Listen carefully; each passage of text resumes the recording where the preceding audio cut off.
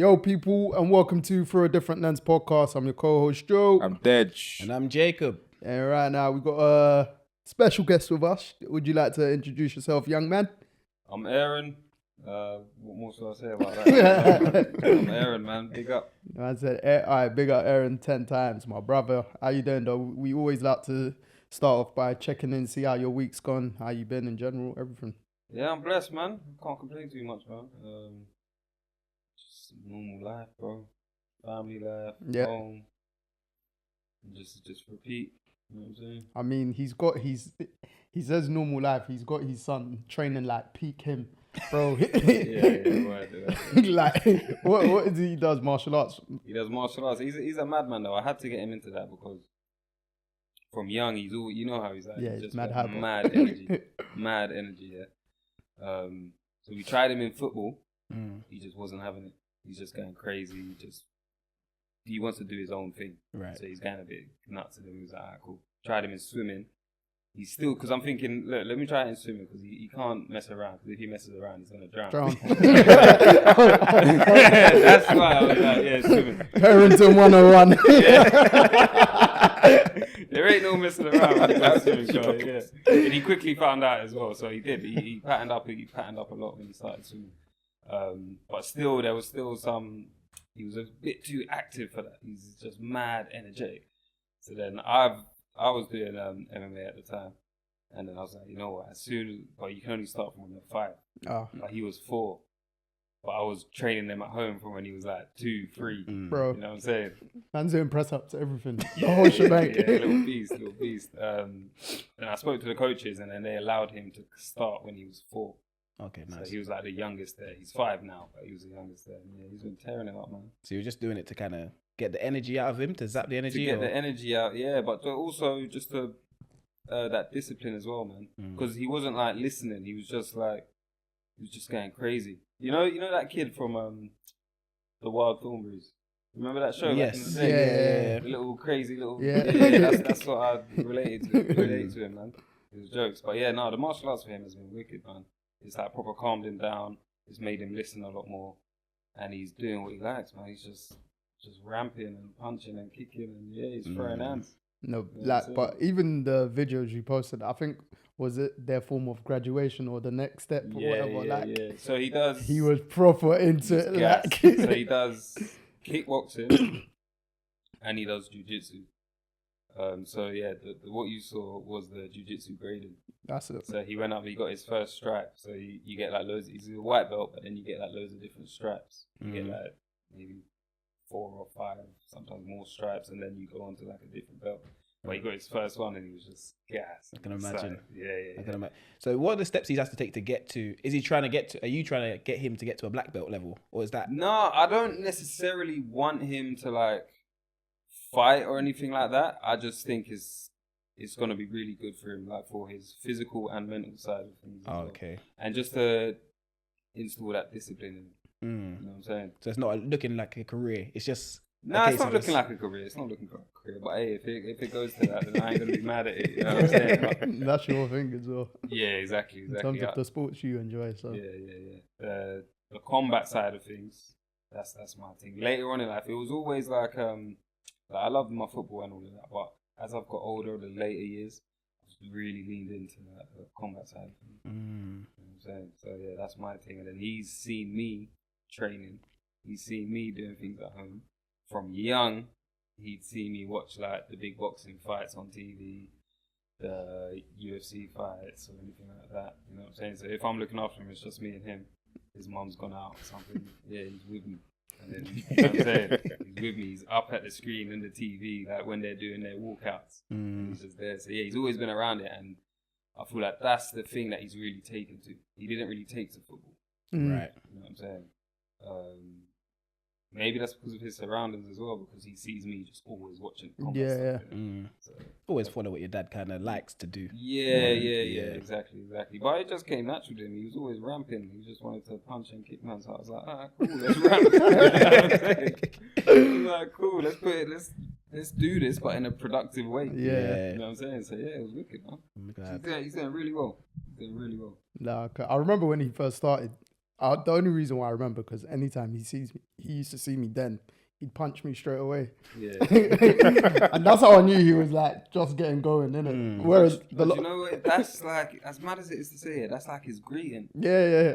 Like, it's like a way of love. It's like, he's like, and he would just bow. Like, I used to come in from work and it's just like, I'm tired. And then I open the door and just crack in my stomach. Sometimes he misses and he goes a bit lower than my stomach. You know what I'm saying? And he's just, I'm there, I'm crippled, I'm on the floor. Yeah, it's peak. But yeah, man, he's good. But that's what he naturally does. So yeah, we're moving. No, But yeah, he does that. That's sick still. Whenever you see some of the uncles, man, he's rampant. He doesn't do that Now he much doesn't. anymore. Yeah. But when he was younger, yeah, he's just straight blows. He's just on smoke. Yeah. Was there ever a worry like shit is gonna translate into school or anything like that? Yeah, we was worried about that. His mum was worried about that. A lot. Yeah. But I told her, don't worry, man, he'll be alright. And you know, thank God he's been good. There ain't been no problems. He ain't been smacking no one at school or nothing like that. Yeah. So it's good, man. It's good. It is good. We do notice the difference. And when he's like,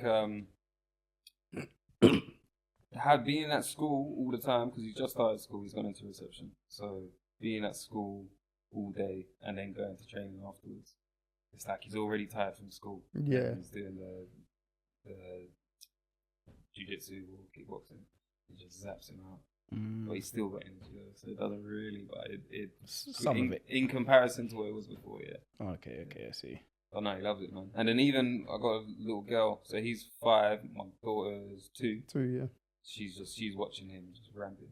Like she'll randomly walk up to me with her hands up like this, and then she's got a dummy in her mouth, and she's walking up to me like this, just squaring up to me. She wants to smoke as well. Yeah, she's on, bro. She's on, and I haven't even done anything with her. That's just from what she's seen. So she's seen me and her older brother, like, doing some training, some pad work, some this and that. And then, yeah, she's just on it. She got a wicked kick as well. How is it managing the boy and the girl?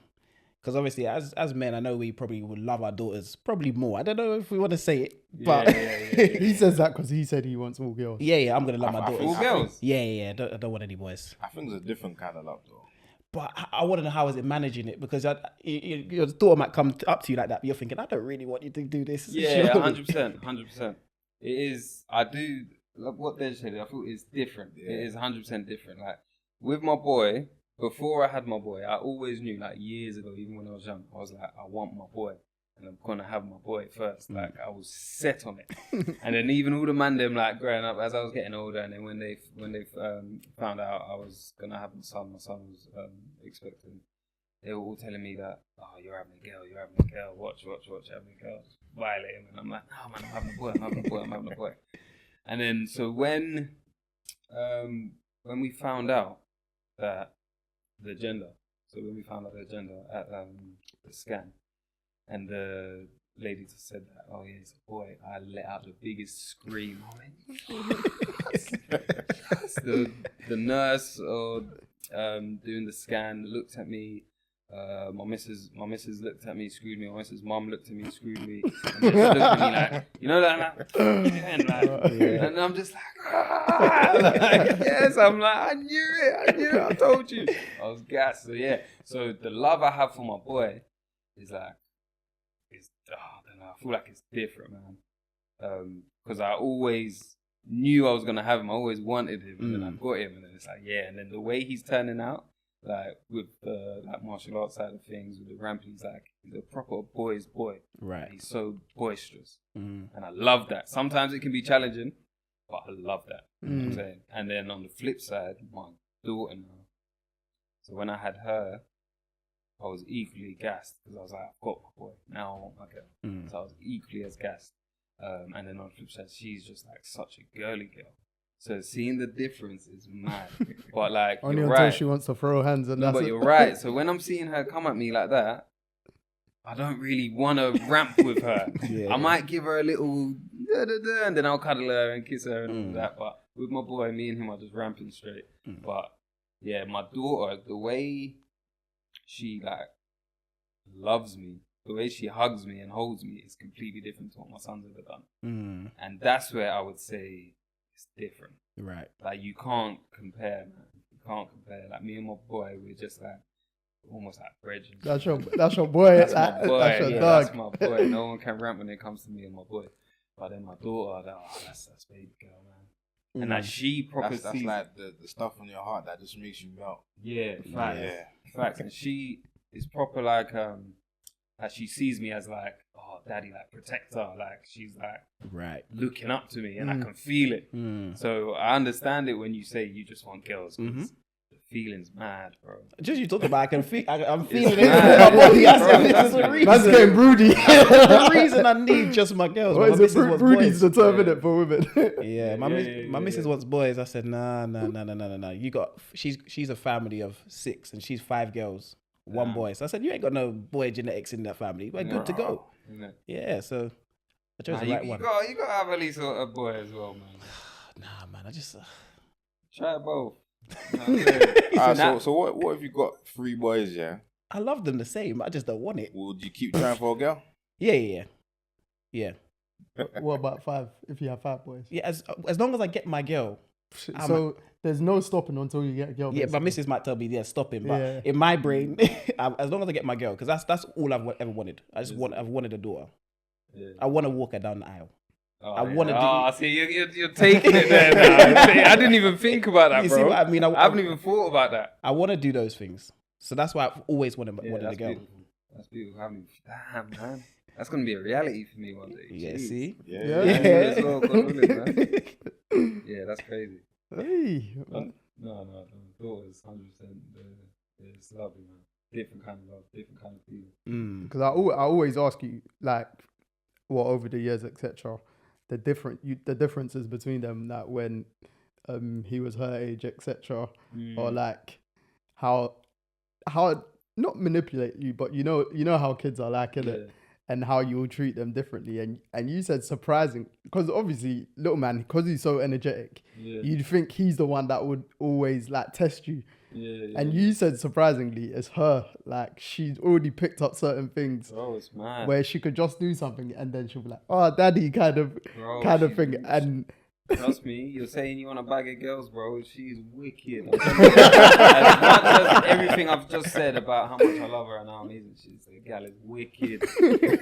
Bro, it's like They gotta learn somewhere. Though. They gotta learn some of the tricks. she was so beautiful, so calm, so caring, but now no, like, that's the thing. She actually, like, to visitors, she's very calm, innit? Yeah. Like compared to when he was her, I fully remember when he was her age, and like he's still so boisterous. Like he'll be receptive to everyone, but she'll just be very calm. Yeah. So I was like to him, "Oh yeah, she's calmer." He said, "Nah, bro." she's different. Like she was very calm, very chill, but then she's growing up with a madman older brother. You know what I'm saying? So she's picked up like certain things of her brother's traits. So she's got a little crazy side to her, but then as I said, she's very girly. So she's got that very feminine, girly traits about her. So yeah, it's mad, bro. It's mad. When she decides to like for a tantrum, for a fit, it's like, oh my days. It's long. It's long. Like I'll tell her off, and I'll bad her up as best as I can. But then she just comes to me, daddy, and I'm like, oh my gosh. Yeah. And then I just feel it. I look at her. She's got her arms up at me, and I'm just thinking, oh, bro, this is peak. You know, like if it was when it was my son, I'm like, you know what I'm saying, just bad up mode, like, yeah. You know what I'm saying. But I'm telling you, with your daughter, I hear what like these fathers saying. It's hard, man. So you want to have that multiple times over? That's what I'm saying. Yeah. He thinks he does. Let the first one test it. No, I do. You're gonna be like marshmallow. I do. You're gonna be so Bro, soft. no, the thing is, you need a soft side somewhere, man. And I feel like my woman bring that out of me. No, you do, 100%. My daughter defo brings all the softy out of me, man. 100%. It's mad. Like, I'll just be cuddled up on the sofa with her in a little Peppa Pig blanket, and I'm just there just for time. You know what I'm saying, just because I'm enjoying the little snuggles and that. Like, little man never did any of that to me. He'd just be trying to guillotine choke me. You know what I'm saying? It's different. As much as like that was like me and my boys' love language, but yeah, me and my daughter, man, it's nice, man. Yeah, man. God willing, bro. And trust me, when your time comes. Yeah, hopefully. I don't know about 6 of them, man. I don't want that many. I just, as long as I get a good batch of girls, I'm good to go. Yeah. It's like a good batch of girls, you know. Yeah, man. Try. See me at the shopping centre. I say, this is Jacob's crew. Nah, I hear it. I hear it. So good luck. God willing. Yeah, That's what you want. Do you Yeah, know what I man. mean? God will What answer. about you, Joe? If you had to, your ideal ratio. In this economy, 1-1. Facts. No, but like, I think because obviously by default I got a big family, and then being around like a lot of cousins and stuff like that from young. If I could have maybe, weirdly enough, I'd want my girl to be first. Is it? Yeah, and maybe that's because I've got That's older what I was about sisters, to in say. it. Yeah. Obviously, I got younger sisters as well. I got younger sisters. Let me sound more excited. And I'm the only boy, but I think probably just from my upbringing, how my older sisters, like, they were the reason why I didn't get a job until late, whereas most of my man them were working like, say, college years, all that stuff. Like, my sisters just used to give me money. They paid for my first boys' holiday, all that stuff. Like, even the following year, they were like, "Oh, should we pay for you again?" I was like, "No, it's cool." Like, Girl, innit? but that's the thing. There's not a big gap. It's just each year older, innit? Yeah. But like, they treated me as if there was a big gap, etc. Even I remember when I was moving to uni, like my older sister, she came like the day with me, moved all my stuff with me. Like, I remember getting a coach like 3.5 hours or whatever. Everything. She stayed with me for a couple of days, all that jazz. So I think just from the example that was somewhat set to me by my older sisters, I'd definitely want a girl first. But I won't be I won't be pissed if I have a boy first at all, innit? You get me? Yeah. I definitely want both. In terms of the actual limit, if the funds are unlimited, 4. That's 5. what it comes down to. Yeah, man. no, It's real the talk. funds, man. Rule talk. At least as long as I get at least one. Yeah. Get One of me? each. I need the boy to carry on the lineage. You get That's what me? I'm saying. Yeah, have you thought about that? I've got a big family. Someone else could do it. Yeah. I've got a big family. Yeah. Whereas me, I've got a big family, but I'm the only boy. Yeah, it's already carried on. It's kind of carried on though already. Yeah, but I need to carry on. Do you know what I mean? Yeah, I guess the name needs to carry. Yeah, but I got a big family. Oh damn, it falls on you, bro. For real. Obviously, in terms of my dad and his brothers got sons, but do you know what I mean? Like, so That's a lot on your shoulders, man. yeah, that's why they want me. Like, I know my dad as well. He won't say it, but I know my mom. She bants, blah blah blah, and obviously even aunts and all that stuff. They'll be like, "Oh, where's the baby? We want you to have a child, blah blah blah." Because I'm the only boy in it, so I'd say it's not pressure, but that's the only part that's added on to an extent, innit? But like, in terms of the actual pressure part, I'm like, I thought I'm strong enough to say when the time's right for me, innit? I'm not gonna do it for the sake of family, not in a rude way, but No, like, and I feel a lot of people generally do, but I was like, bro, I need to be patting myself, innit? Obviously, if it happens, then God's will, then I can't deny it. You get me? But yeah, I feel like that's how it is for a lot of people. Like, you want to plan it for the ideal situation, but I don't feel like there's ever really right time. But that's me. That time not really come, man. My thing is not the ideal situation. I'm not like those kind of people where, because guys definitely think the same way in terms of like girls. Like, I need to do this before I have kids, before I have married. Do you know? Like me, bro. If we're ready now, boom, let's go. You get me? Like, I just need to be patting myself first. Yeah, that's it. And then I'm not a timeline kind of person. If I love, let's love. You get me? Let's love now and then, bro. Get me? Yeah, the funds always dictate things, though. Yeah, I just like your own funds and just your own personal growth itself, innit? Like, because you got to love yourself before you love anyone else. I always tell people this. So. Know your daughters. Yeah. You love them more, boy. Well, I mean, I can tell you now. before you have kids. Because once you have kids, you ain't got no choice but it's all the joy, though, isn't it? But to show unconditional love, innit? So, yeah. Because I would, what would I want? I think I'd want like 2 of each. Same. Yeah, if I have 2 of each, I'm good. But as long as I have 1 of each, cool. But mainly just like health, innit? Yeah. Just as long as they're healthy. Yeah. That's all. As heavy as I was like on my boy, when I really came down to like praying, for it. I only prayed as that the child was healthy. Yeah. You know what I'm saying? Oh, 100. I never like prayed to have a specific gender or anything like that. I just always prayed like as long as my child is healthy, then you know That's what matters. I'm happy. So, yeah, 100%. Man. Yeah, because if I have daughters, yeah, oh my gosh, like I'll just tell them to a mad softie. Yeah. Like I might be looking at like watching a movie, I might just cry. I don't know what's gonna happen to me. Yeah. Nah, I'm telling my dad still. Then these He'll be times, disappointed. I don't know what's gonna happen. I These hear it times, still. my missus is like, oh, like, no, we need to have a daughter first because I can be like man aggressive sometimes. But I can't treat her. I can't. If I have a daughter, I can't treat her like that. Nah, can't, bro. It's mad. So Nah, trust me. I don't know where that adjustment is gonna be, but we'll see, man. We'll see. Now, for you, I don't think you will change how you will treat your boy or girl. Like Dej because Deji's very calm, innit?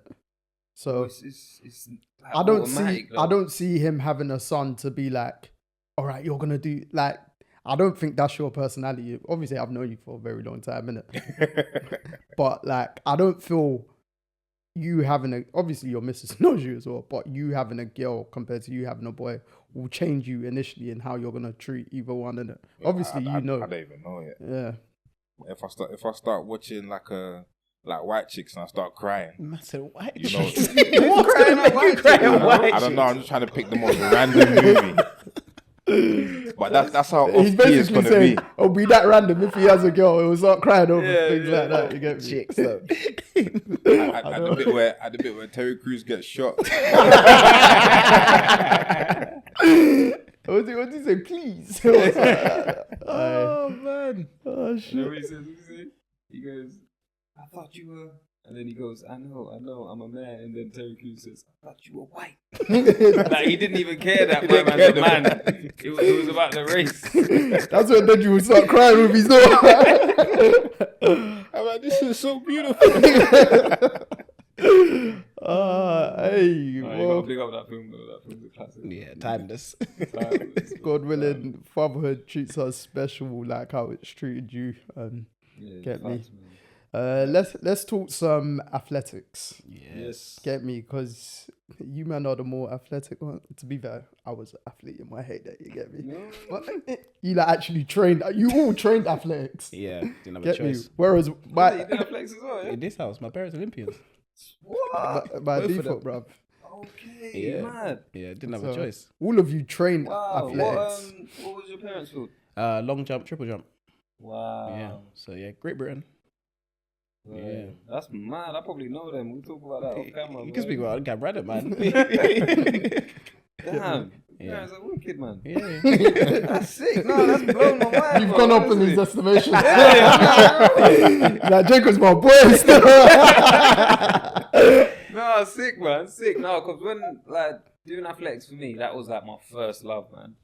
Like, yeah, my mom got me into that from young. So, and I was just... Was your mum like heavily into it?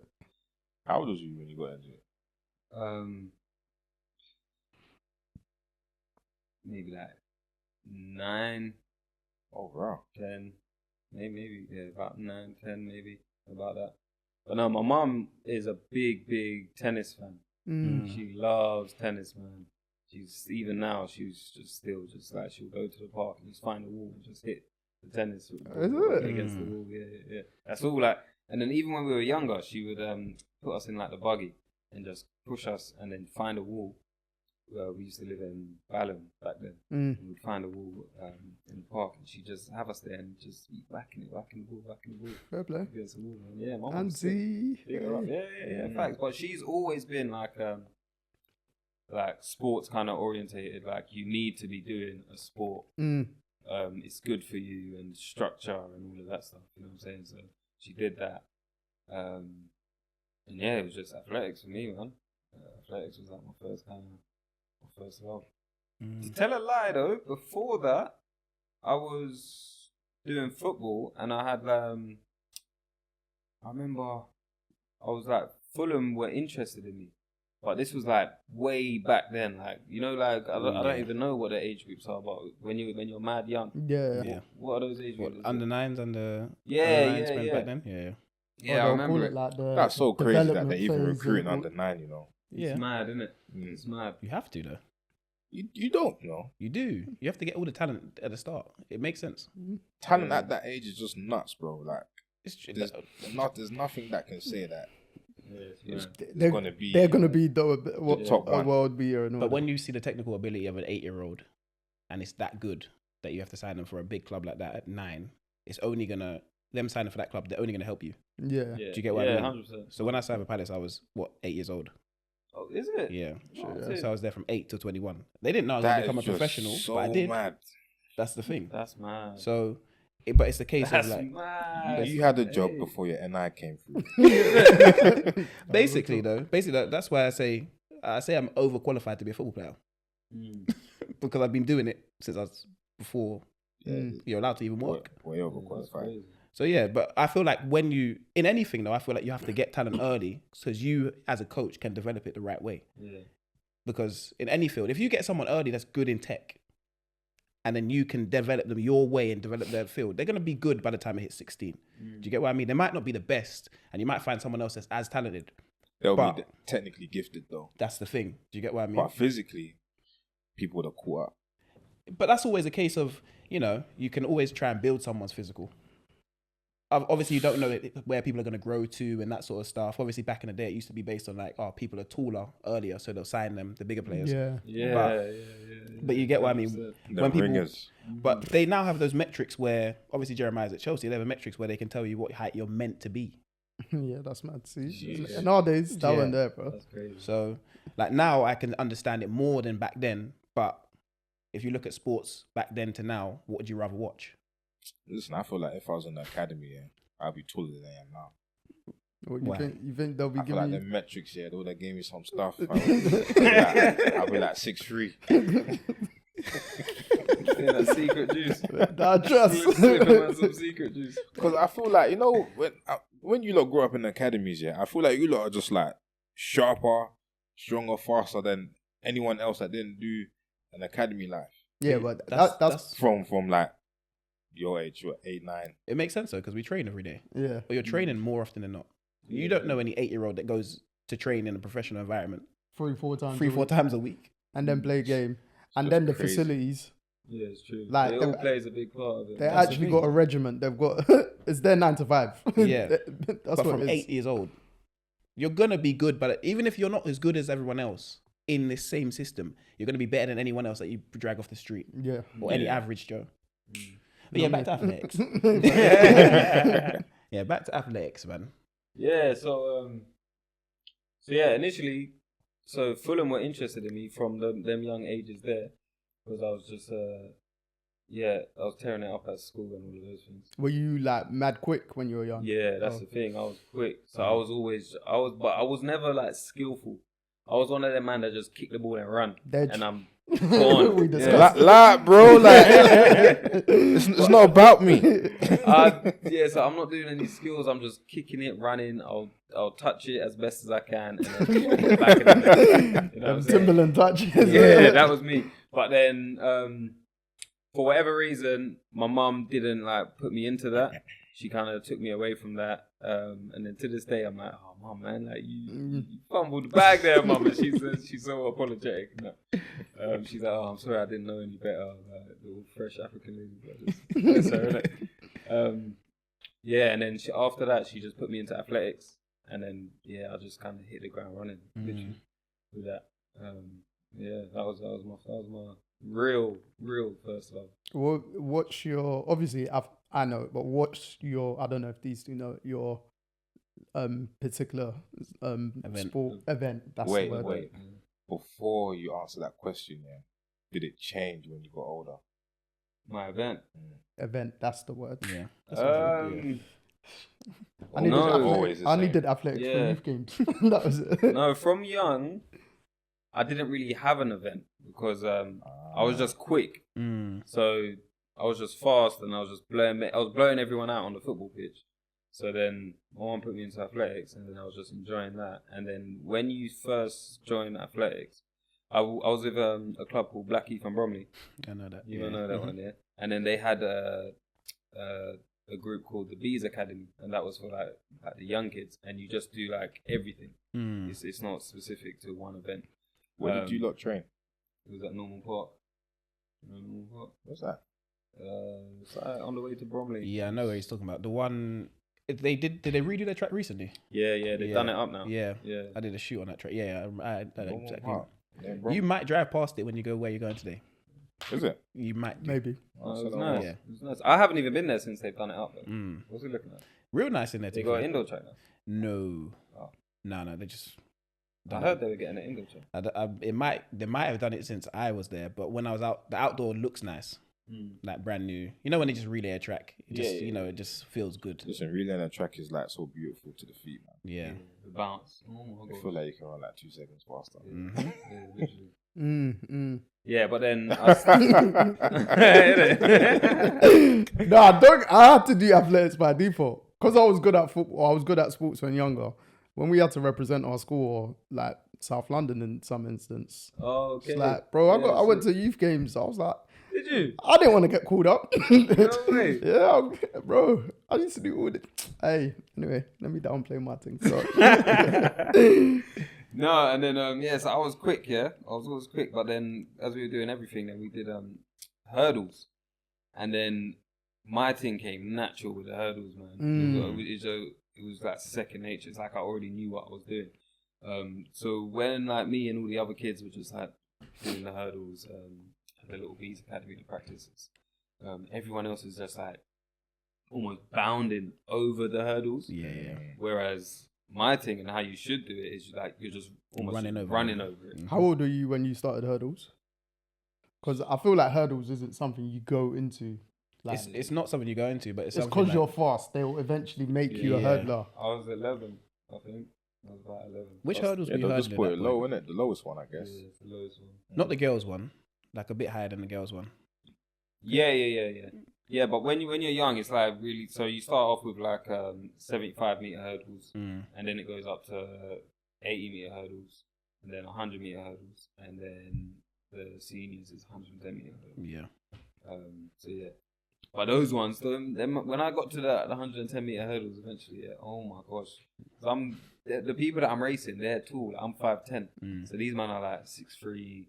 6'4", them man, they've got long limbs, long legs. So my thing was genetics are different. Yeah. So it was mad, but my thing that saved me, my technique was just always on point, man. Like, beautiful traveling. I was getting with my track people back in the day. My technique. Yeah, fire, man. So yeah, sprint hurdles was my thing, man. And then occasionally, when you do like these club meets. You must know you do these. You got to do random events that you don't usually do to get the points. Exactly. you know.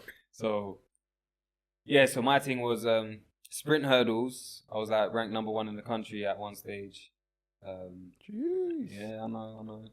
I had to dash that in there. Yeah, do your thing. Nah, listen, dash it in there, man. Everything. Yeah, man. And then, but as you said, like the club managers or whatever, they just dash me in any event. So because I naturally did sprint hurdles, they would put me in for the 400-meter hurdles. Yeah, that's not the same. It's not the same, bro. But you see, the thing with that one is, because there'll only be like a couple man in that race, innit? And to get the points for the league, do you remember what league you was in? Yeah, we were at the top league, man. I can't remember the hierarchy, but we were creme de la creme. You know what I'm saying? We're winning everything. Yeah. It just you get so many points just from doing that because you're probably gonna come like first, second, or third anyway. Oh, because you're saying because there isn't enough people. There wouldn't be a lot of people doing 400 hurdles. It's men and women. Oh, okay. But like obviously the top people in the country, they're not coming to these meets. It's just like the people that run for these clubs, and everyone that runs for these clubs are not doing 400 hurdles. Yeah. Because it's too much for them. No, but as I like leveled up, and the competition got like tougher, I was still getting dashed into these 400-meter races, and these are like serious guys I'm competing against now. This ain't just like anyone just kind of dashing in. Levels, I'm like, and then I'm feeling that, I'm like, shit. So, but there's the way you run 400-meter hurdles is mad strategic. Like there's a certain amount of like strides to the first hurdle. I think like it's like 15 or something, like the optimal strides. I can't remember the top of my head. But and then a certain amount of strides in between, and then you stay consistent with your leg, your lead leg, or you can switch lead legs depending on which hurdle and depending on the bend you're going around. It's like mad, but I never knew that because all I knew was just a straight track, just 7 or 8 strides to the first hurdle, 3 strides in between, and I'm just keeping it the same with my right lead leg, and then just fucking sprint finish to the end. So when I did my 400-meter hurdles, and I never ever trained for it, I just treated it as the sprint hurdles.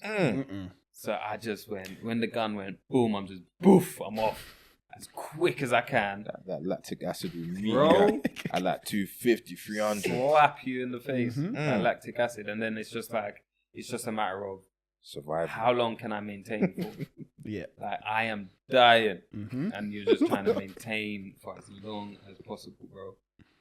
Yeah, it's crazy. But it was good. I was decent. I was actually decent. Did you ever get a rhythm in terms of knowing your strides for that race, or did you just continue to just? I was winging it because I never trained for it, even though I knew they kept putting me in to do this event. Yeah. Still, I just never trained for it. It was never my thing. So I was just and then even still, because they started making me a regular doing the 400-meter hurdles, they thought, all right, let's put him in for the 400 meters relay. Yeah, because then when you're running that, you're usually a good. I'm thinking, no, you lot are cheeky. You lot are taking the piss now. Yeah. But again, I still did that. And when you're young, when you're in the end, you started enjoying it. But with the 400 meters relay, it's cold. Like I liked it in the end because, well, it depends what kind of receiving end you are of it. Because it's mad. It's not like just one lap.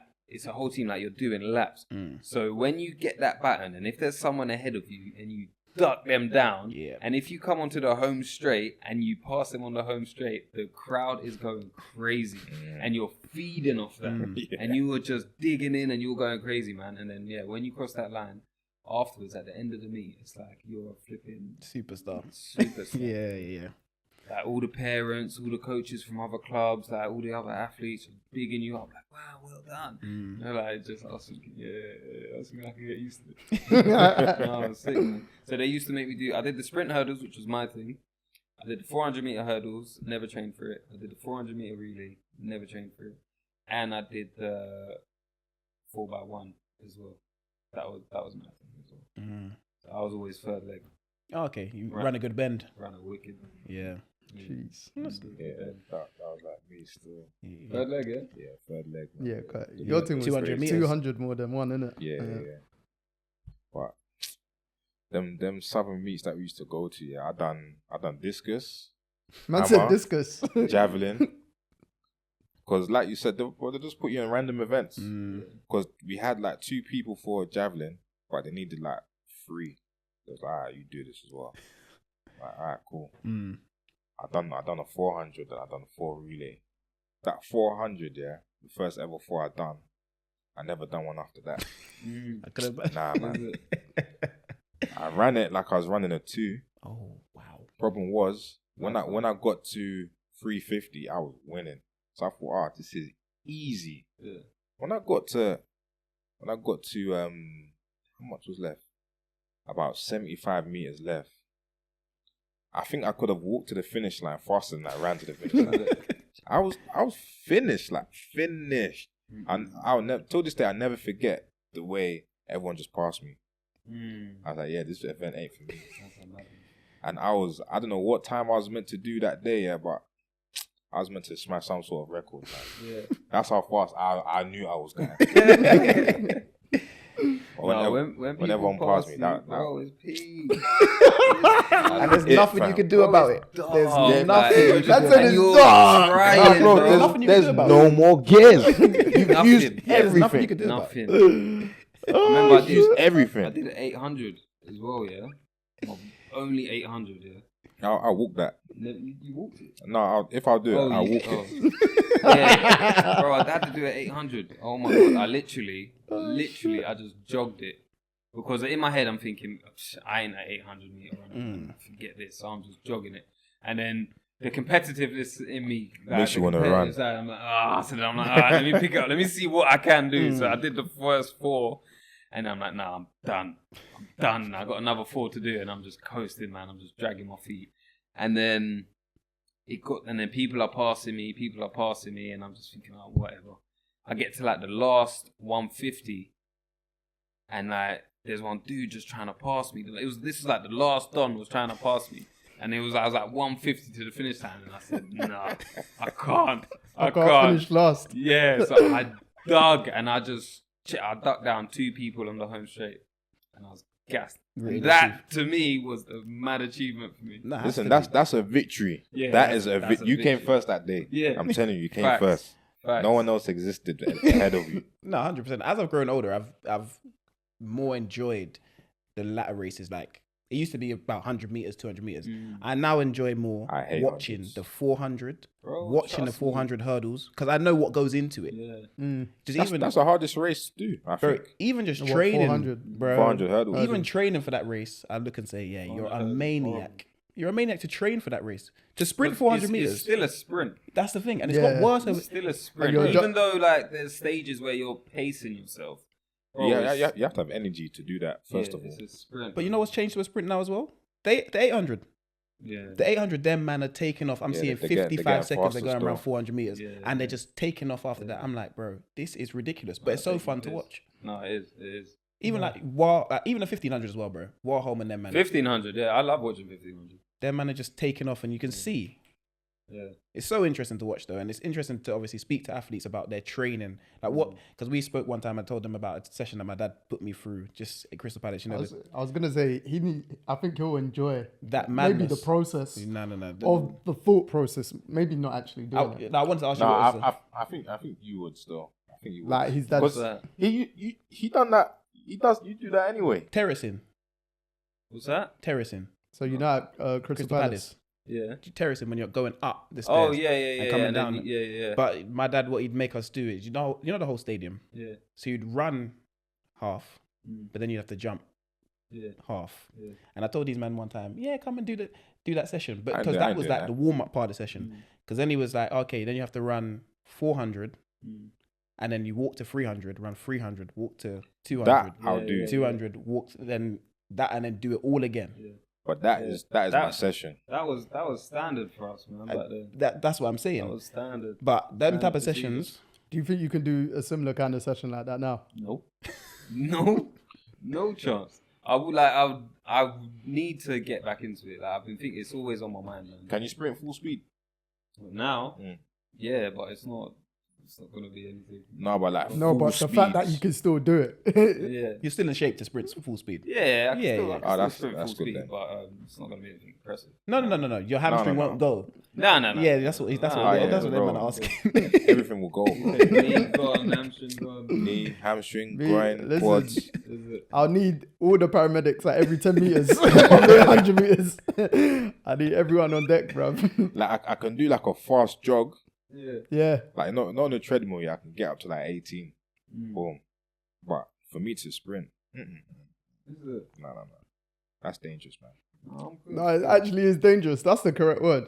Yeah, but your gas tank's proper when you're kicking ball though. That's different, man. Athletics, short little sprints. Athletics fitness is different to football fitness, you bro. see sprinting for a ball in football, so easy.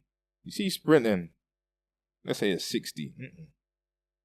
You're putting your all, into every single muscle fiber into that race. Like you're not doing that for chasing down the ball. I've seen so many men that like are athletics fitness fit wise, but if they don't play football, if you could tell how they'll burn out straight away. Like even 5-a-side, anything like that. But every fitness is different. Yeah, the only reason why I don't burn out, like even though I'm not fit now, burn out football fit, like say 5-a-side, is because I'm used to it. Do you know what I mean? Yeah. It's just more of like a muscle memory kind of thing. Like, so I'll feel the aches after, but during it, I'll be like, like the adrenaline will get me through. Whereas like, I'll be seeing like proper runners or whatever that will join some of our sessions and that, bro. But after 5 minutes, I'm done, man. Yeah. Like I'll get my second win because if I'm not, but if I've been going consecutive weeks, by the third, fourth week, I'm back to I was alright though. Like in terms of injury wise, especially when I was like training athletics, like, when I was at like my peak, I never really got injured. Yeah, I was alright. Only once, like my kind of the only time I got injured and it proper affected me was I went to English schools. I competed at English schools. Which one? Where was it? It was Manchester. Oh, okay. I think it's always in Manchester. I went to one in Gateshead. Oh, is it? Yeah, that was the worst performance of my life, but Is it? That's why he asked where straight away. That's never leaving.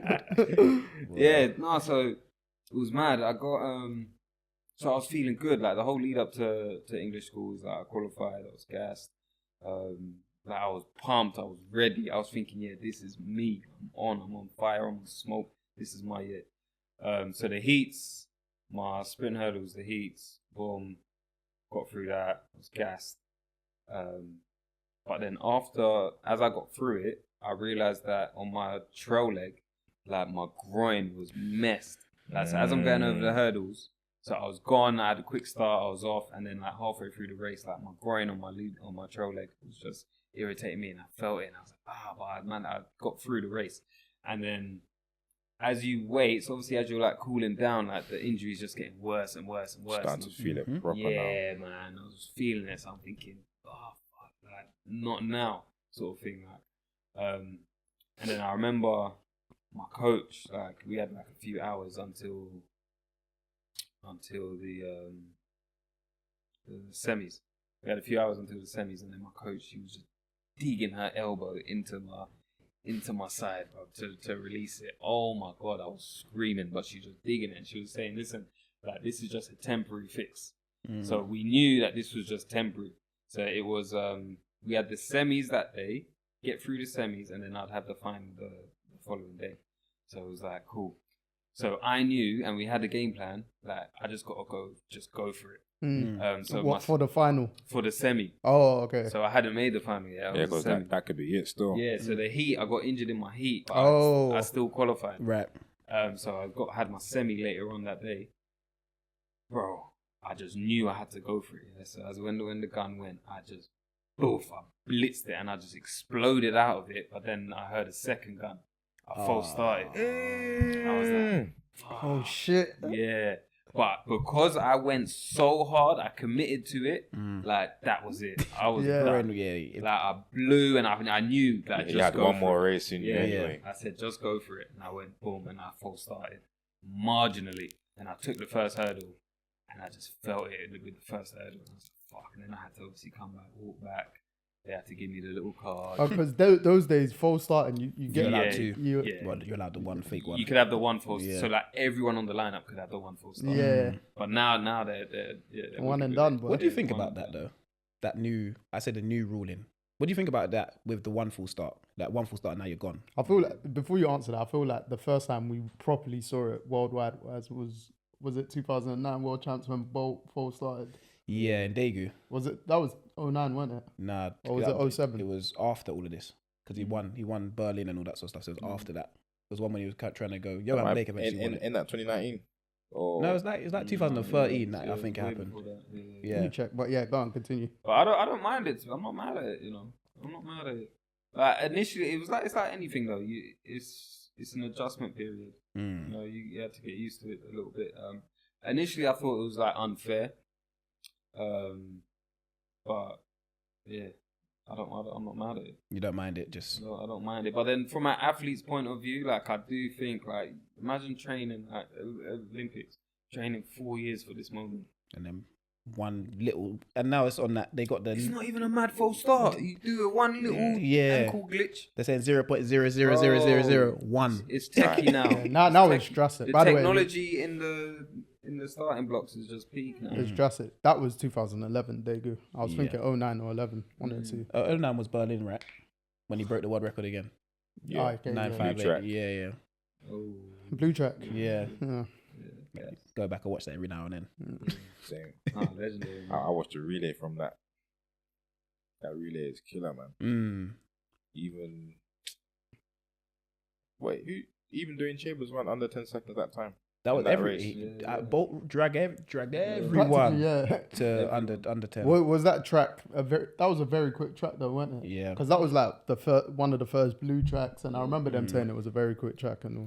It was just like the recent. I like when I was competing, I thought that was just like some facade that people were saying. Like, what, like a fast track? This is a slow track. It's a real thing, though. It's a real thing, man. Could you feel it as soon as you got to tracks though, or would it take time? Like, I don't know whether it was the bounce. I don't know what it was, but like, would your coaches say to you, all right, just for argument's sake, we're going Tooting next week, then we're going Battersea the following week, and then Blackie? Would they say like this is the quick track between them, or those days? No, and like my coach never really like specified anything like that. It was just more of when you get there, when like you know, like, yeah, all cylinders are firing, man. Like when you first step onto the track, you're thinking, yeah, like this is it. Yeah. But I can't pinpoint what it is specifically about what makes a fast track. But yeah, it's just a feeling. I don't know whether it's bullshit or not. Yeah, you kind of know when you're gonna run fast that day. But in terms of the coach knowing it's a fast track, I remember when I was at racing in Sutton, the indoors. People said that it's a fast track. Oh, okay. But obviously, it's my first time even racing competitively anyway, so I don't know what they're talking about. But when I done my first run on there, I was like, okay, like, they're right. Because you kind of feel a bit different in there. And because that place is so tight here, you kind of feel like, I don't know, you just want to rise to the occasion, innit? It feels like a cage match rather than like an open athletic race. But yeah, no, I remember that time. I even ran a PB them days in 60. But so it was a fast track then? It was a fast track. It was a fast track. Is it those ones where it felt a bit effortless as well? Where you probably felt like you had more in the tank? Bro, I felt like I could have ran so much faster than I did. So I thought, I'm just easing up towards the line in the 60. I shouldn't be doing that. Fucking hell. Yeah. It's not like I ran super fast either. I just think that I could have ran faster. Nowadays with the new technology and the spikes anyway, everyone's going to be running a lot quicker because you can see what's going on. The spikes are different now, man. Yeah. But them man are really, really running. Because now ain't it seen like the spikes or not the drugs format, but do you know what I mean? The enhancer. Enhancer in terms of like make you run quicker. Or... Not even that, you know. Certain running trainers were seen as the enhancer. Like Nike released some Superflies, yeah. I think they were like 350 pounds in it. But they were told, it was told that they can take like a second off your PB for the distance runners. And it did for a lot of them. So they tried to ban it, but it was too late because all the other brands caught up, remade it and released it anyway. Just under different names and different kind of styles. Whoa, that's mad. Yeah. What was it in the shoe? Just the bounce or the... It was the bounce, yeah, but they had like a certain kind of sole. You can even buy them now. Just type in Nike Superfly. Is it what I'm always seeing all these brothers running in the run clubs? And they look big, yeah. And there's like a little chunk on the inside. Guys, they love it. Yeah, they get a one vest, they get some nice Superflies, and they're like £280 or something like that. No, they're for the long most distance expensive ones. Yeah, they're pricey, man. For running trainers, you don't expect to pay that stuff. Like 300 quid. Yeah, when I saw it, cause one of my boys sent it to me a couple of weeks ago because he's become a run club fan, and it's like, I was like, bloody hell, mate. Was he single? He actually isn't, but I send him a lot of those kind of memes and stuff like that. With athletics, like touching on the money side of things, it's dead, bro. Like that's you're literally only getting money from like sponsorships and, as you said, like diamond fees and that. Like you get your appearance fee, and then you get like a fee depending on where you place. But yeah, unless you're like obviously the top guys. Obviously, they're getting a nice P in that, but if you're like just like mediocre level, it's mad. You're not getting anything. Yeah, just no sponsorships, no nothing. No, you're having to work a normal job to pay for your own training camps and everything. But if you like transferred that same level to football, you're getting a nice P. Yeah, you know what I'm saying. Like if you the level where you're competing at athletics, transfer it to football, it's probably like I don't know, the League 2 team or or maybe just below that or something like that. You're still making good money out of and that. you're still making good money, bro. Right. That's why they always big up the National Lottery, because they need the funding for the next year. You're right. They'll make it like a thing to big them up. Yeah, because there's not many professional athletes. Do you get what I mean? That can just train all year, and that's their one job. Well, that's what I'm saying. Like the only professional athletes, it's like if you're relating it to football again, is like the Premier League. So like the Premier League footballers, they're like the athletes in athletics. Like they're the ones that are getting the nice P that don't have to do any other type of work elsewhere. But like if you were like anything below that, you're not getting anything. Say if like you're national champs, but you're like the lower ranks.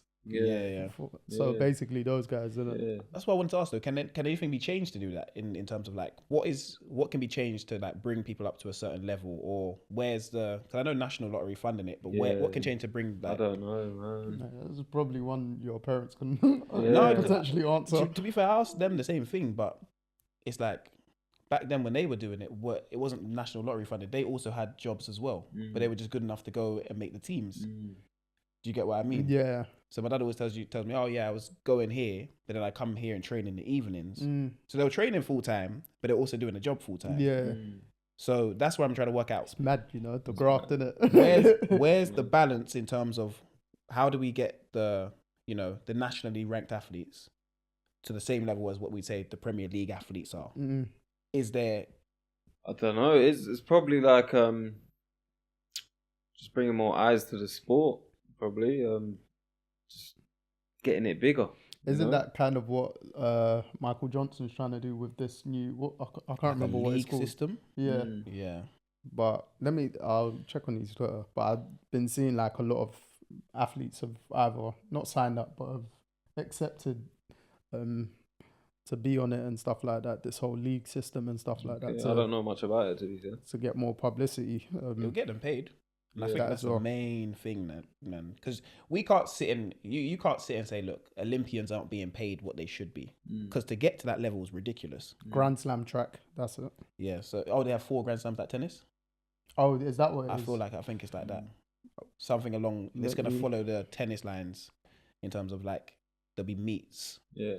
In terms of like Wimbledon, US and they'll Open. get seriously paid. Yeah, they'll get seriously paid from those type of meets. Oh, is it? Yeah. Oh, that's it. That'll be good. It needs to be televised more. Yeah, 100%. But then I feel like even if you're looking like back in the day when you're watching athletics, just look at the stadiums. Recently, they've been a lot less full, man. Maybe not so recent. Maybe like a couple years ago, they were a lot less full. I feel like the likes of like what's his name? Noah Lyles. I feel like them men are kind of bringing it back up again. The sprint series was one to kind of help that as well in that sense. There's a part 2 coming out. Oh, is it? In like 2 days. Oh, shit. Yeah. Sick. What, same athletes? Or? Same athletes, just covering them at the Olympics. Fair play. So, Sick. yeah, I think the coverage is the main thing, but there's no reason that why we can't have an athletics channel. Do you get what I mean? On Sky or Prime, like we have enough money in this world to fund the athletes. But maybe it's because there's like too many events. Like some people might just want to tune in for like a specific event, whereas with football, you know what you're getting. It's football all the time, like 24/7. They're not like chop and change in between sports or different disciplines. So yeah, that could play a part in it. Because even when you're watching the Olympics, that's the only time you're realistically watching javelin, for instance. Yeah. Not to diminish those other, the field events, but you wouldn't if there was an athletics channel, unless you're a purist or you specifically love that event, and they were just showing say javelin for 2 hours. Exactly. You know what? I understand that, but see, when living in this house, I understand the love people have for field events because they did the field events. Yeah. So. It was Discovery Plus during the Olympics put on a thing where you could watch a specific event. They did. That's what they did. Well, yeah, I think. Yeah. And it wasn't that expensive. Like $3.99 or something. Yeah. Like that. So they did a thing where you could watch. If you only wanted to watch the javelin, you're just watching javelin. So I feel like if there was that sort of thing for these meets that we like come on. Yeah, because some people just want to watch high jump. Some people just want to watch long jump. You get what I mean? And there's not always an event going on the track. And I don't want to watch the highlights of someone throwing the javelin in 90 meters. I want to watch it while it happens. So I feel like that's what we should. I say we, the higher ups, the people with the money should invest in a channel for it. So with Grand Slam track, it's like you said, 4 times a year instead of once every 4 years. Global league. So basically like Grand Slam tennis. And then real rivalries for 96 races across 12 distances. And then is that being confirmed yet? Is that a thing? When does it roll out? I think from what, because to be fair, I follow Michael Johnson on Twitter for years, and I believe it has been confirmed because athletes have started confirming that they're going to be on it. Like Sydney, she's confirmed. I believe she confirmed just after the Olympics or around that period that she'll be like one of the athletes for it and stuff like that. Okay. So obviously, if you're getting the world's best, I believe I might be right. I definitely believe I saw Sydney confirmed. Well, yeah, that could be a start to it then. And just bringing up the sport, Got to get them paid, man. No, 100%. 100%. Just his segueing from, obviously earlier I said we're going to end athletics, but we've still been talking about it. But the reason as to why you stopped athletics, like, do you want to go into that? Because obviously, like, there were some highs, and obviously, like I said, I've known you for a while. Didn't know like you were fastest in the country at certain things, etc. What was like somewhat the stumbling block for you? So like when I was like really smashing it, I was just going really well with athletics. Everything was going good. I just had loads of issues, and I never knew what these issues were. Just kind of like health issues going on. Later on, I found out that it was Crohn's disease.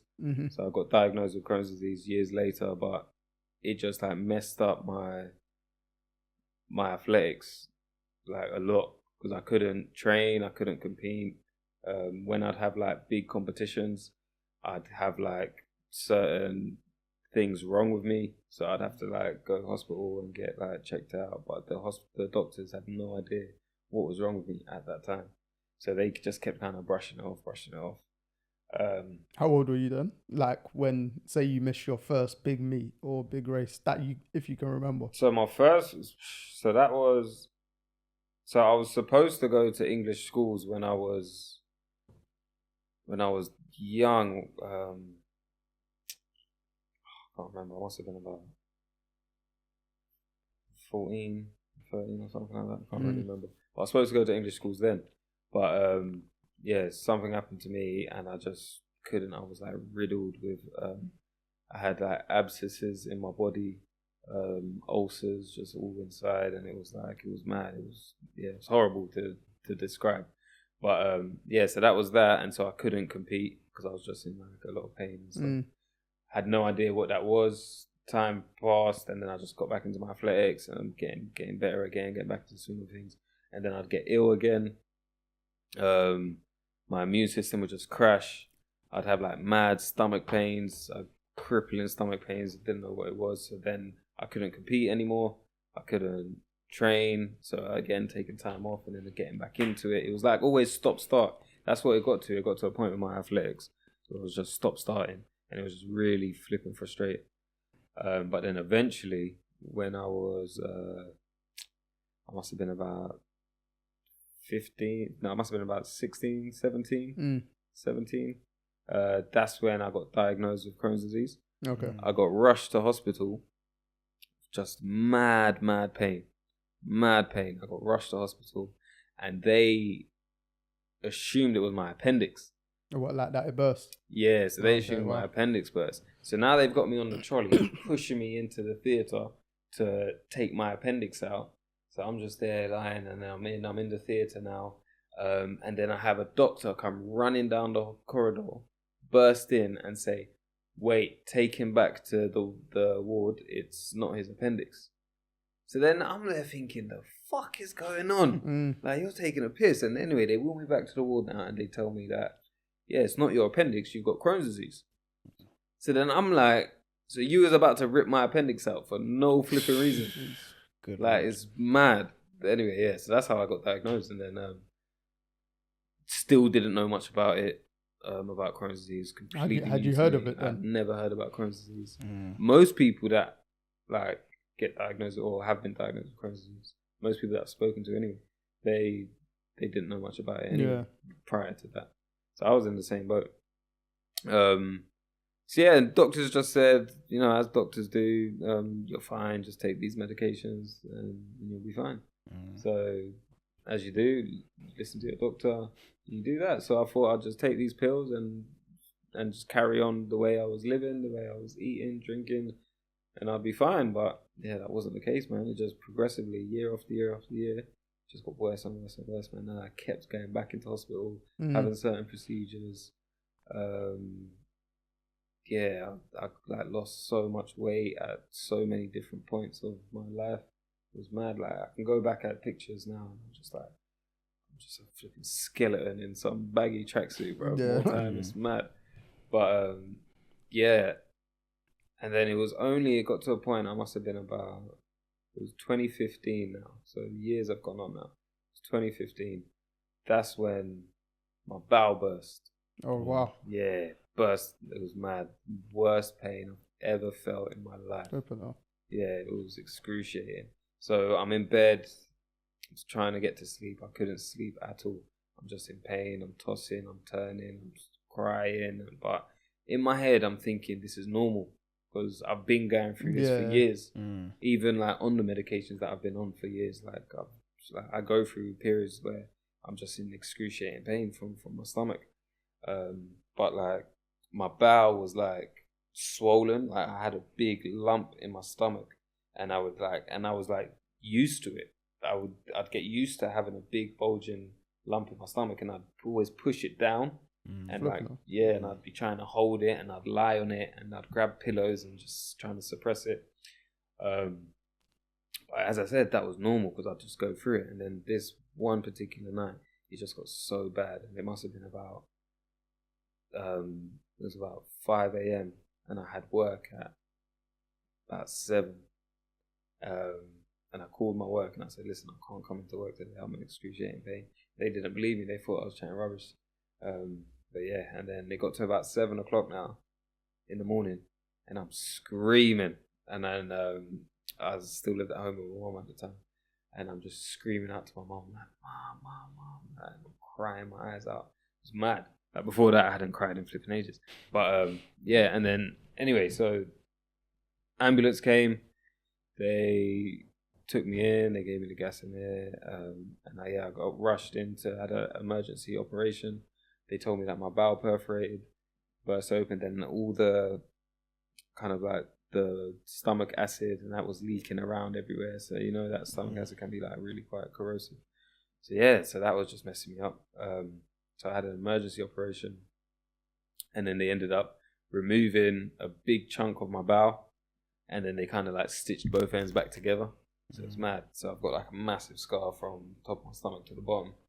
And then I was in hospital for 2-3 months straight.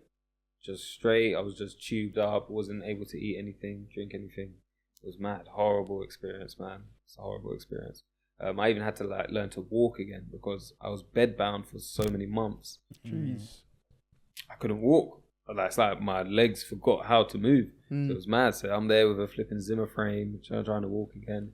And then I got let out of hospital. And then whilst I was in hospital, I started like looking into certain things and diet, and like I really started to delve into like Crohn's disease now. Even though I'd been living with it for so many years beforehand, I was just doing whatever the doctors told me, taking the medication and living my life as I was normally.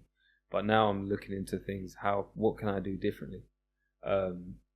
So, and then I'm back home now, and then literally a few weeks later, whilst I'm at home, I had to go back into hospital again. I had to have another operation because again I had excruciating pain in my stomach again, so I had to have another operation to kind of fix the other one. It was mad. Yeah, so I had 2 back-to-back. So I was in hospital for like 3 months straight from the first initial operation when my bowel perforated, I came out of hospital for maybe a month, if that. It was probably like maybe 3 weeks or something, and then I had to go back in, and then I was in the hospital for another maybe 2-3 months again for that second operation. And then it was mad. And then after going through it a second time, I happened to have another operation, the same sort of operation. I came out and I was like, nah, something's got to change, man. Like, this is horrible. I don't want to live my life like this. Like, it was mad. And it just, like Joe knows, man, I was always that confident guy, man, like loud, outgoing guy. But that just knocked me, man. I lost so much weight. Naturally, I was about 77 kilos. I went down to 54 kilograms at my lowest. Imagine. Yeah. And I was nothing. I couldn't remember. I couldn't look at myself. It was mad. It was horrible. So yeah, man, so something had to change, bro. And that's when I just looked into different side of things. Like, how can I manage this differently? Because what I'm doing is not working. What the doctors have been telling me to do for all these years is clearly not working. Yeah. And they just keep putting me on stronger medications. Okay, that medication's not working. We'll put you on this medication. That medication's not working. I've been through an untold amount of medication, man. It's crazy. And my last medication they put me on was like a cancer treatment medication. And even when they told me, I was like, damn, you're putting me on a medication specifically for cancer. Like, shit. And then whilst I was reading like the side effects, it said long-term use of this medication could lead to cancer. So I'm thinking, this is just insane, bro. What the hell? Yeah. So then I was on that for like quite a while, man, a few years. And I was like, yeah, I don't want to do this anymore, man. I kept looking back at this leaflet of this medication, and I just kept seeing like side effects that could potentially be, even though it's supposed to be helping me. I'm saying there's a bag of side effects. I'm thinking, I don't want to be on these mad pills for the rest of my life. Yeah. So yeah, man, I just made a big change. I changed my diet, changed my lifestyle. I changed like my eating habits, how I eat, when I eat. Essentially, I stopped listening to the doctors. Right. And don't get me wrong, it was a long journey, man. A lot of trial and error, figuring out what I can eat, what I can't eat.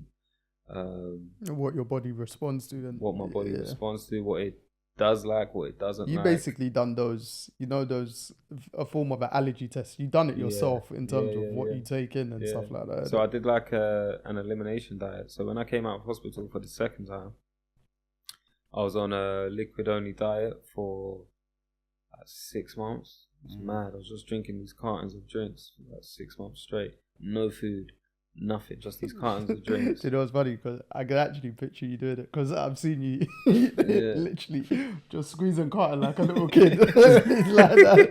It's mad. Around, it's mad. But it became like we got used to it. Do you know what I mean? Yeah, man, just rolling around with these cartons. Literally, it's mad. I used to bury your car. Packed up in my car. Yeah, I'd go to the pharmacy like I'm just picking up like I just linked the plug. Yeah, mad, bro. Like, I've just got these crates of these cartons of juices that just in the boot of my car, so I've always got them on deck. There were specific juices, weren't they? Specific, yeah, they were specific. They were called Elemental EO28. That's what they were called. They were specific for like people with dietary needs. But anyway, I was on that for 6 months, and the aim of that was to achieve remission, to like get rid of all my symptoms. Okay. And even whilst I was on that, I was thinking there must be some sort of correlation here, because all that they're really doing, there's nothing in these drinks that's some magic medication or pill or anything. All it's doing is giving my bowel rest. That's all that was happening. It's giving my bowel the time that it needs to rest and heal. So then I'm thinking like, it's good short term, but long term. Yeah. But like that's what I just continued that, and I just kind of transferred it onto kind of what I'm doing now, and what's helped me do it now. So I've been off medication now for over a year now, and yeah, I feel as best that I've ever been, man. Like even when I was on medication for so many years, right now I feel good, man, and that's doing it without the doctors. And and it was mad because like I got my bloods done the other day, I got my bloods done. I got all my tests done. I had a colonoscopy. I had a stool test sample done because I just wanted to see what I've been doing for the past year and a half. Like, it's all good me feeling good and feeling healthy, but I wanted to like see what are the tests saying, like what's really going on. I got my results back, bro. Nothing, everything clear. It was mad. Like my tests, my bloods, all perfect, all normal. My stool test, all normal. No signs of disease, inflammation, anything. My colonoscopy, my bowels are completely clear. Nothing wrong with them. So then I'm just, bro, like, it was mad. Like, I got my results and I just flipping celebrated. Like, it was mad. Like, I'm in my front room and I'm just gassed. Like, I'm just gassed. I was with my missus and I'm like, yo, like, this is mad. Just like when your son was born. Yeah! Literally. I'm like, hey, you see, that's my go-to, isn't it? I was just like, ah. Yeah, I was gassed, bro. Because it's like, this shit is real, man. Like, change your life, bro. Change your lifestyle. Change if you're doing the same thing over and over again, bro. And you expect different. You can't expect different. You can't expect different results. Yeah. You got to change something, and that's what I did. And yeah, man, I'm gassed, bro. What was the major change in the diet then? What was when? What was the point where you said, okay, cool, these are the things that work? Well, now you know. What are the things that do work? So initially, when I started changing my diet, it was a mad long process. So like people think it's a quick thing, and with Crohn's disease, it's 100% related to what you're putting in your body. Okay. Like some people say, oh, it's not, it's just genetics, it's this and that. Yeah, cool, it very well might be, and for another of numerous reasons, but what you're putting into your body does play a major part of it. But it's very, very individual to each individual. So if we've all got Crohn's disease in this room, I might be able to eat something that you guys might not be able to, and vice versa. You know what I'm saying? So, but there are like a general kind of foods to stay away from if you've got Crohn's disease. So I started off with like an elimination diet. So I literally, that's when I was on my liquid only diet. And then once I was finished with that, I started reintroducing foods like every 2 weeks. So I'd have one new food and I'd eat that straight for 2 weeks. For 2 weeks, okay. Okay. Whilst I'm still drinking my drinks. Right. So, for example, you know, for argument's sake, like broccoli, for argument's sake, I was eating that for 2 weeks straight. And then I had a diary that I'd always have. How am I feeling? What's my stool like when I'm going to the toilet? What's the consistency like? Do I have any symptoms? How am I sleeping? Like, what's my energy levels? Like, I'm writing all of these down in my diary. And then, like, if I feel good, then I know, okay, broccoli, tick, I can have that. Then the next week I might have chicken, for example, and then I'd go through these same steps. I'd have it for 2 weeks straight, and I'd see what do I like, what does my body like, and what can't I have. But when I'm eating these as well, it's not like everything is plain. No seasoning. Plain, bro.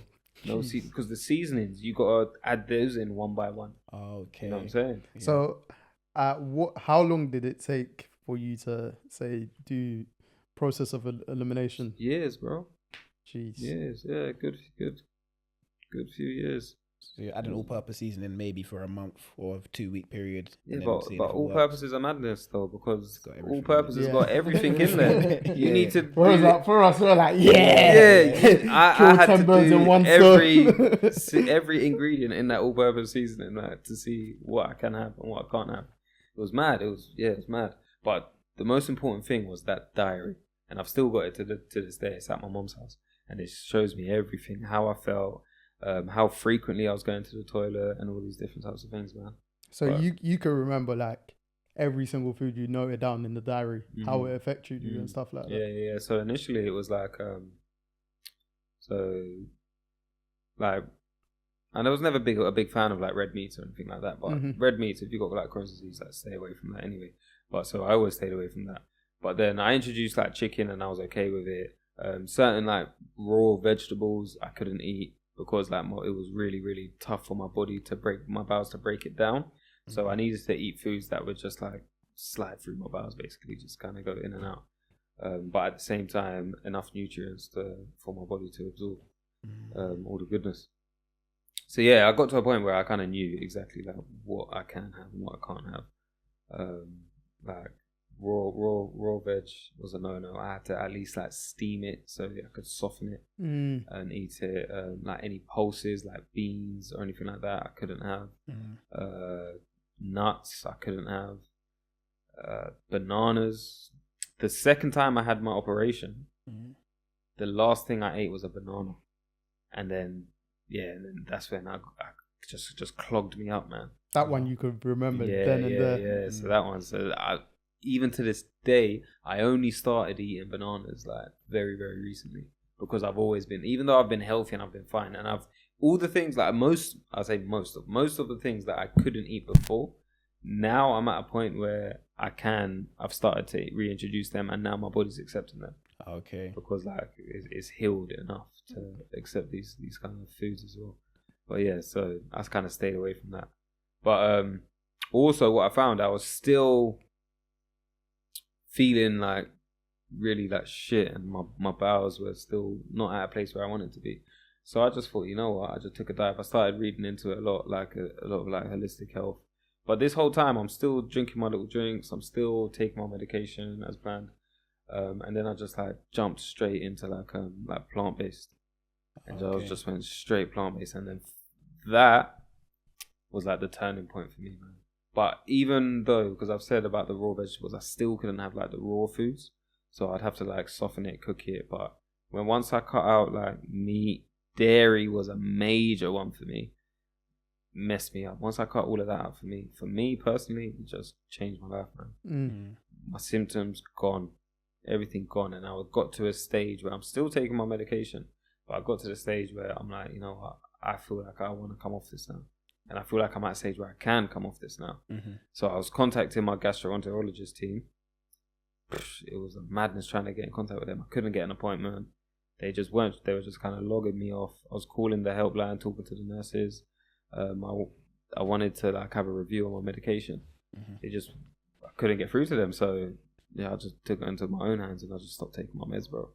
Was that like during COVID and everything? Do you think that if it was playing a part, etc., or was there a reason? Yeah, I think COVID probably played a part in it.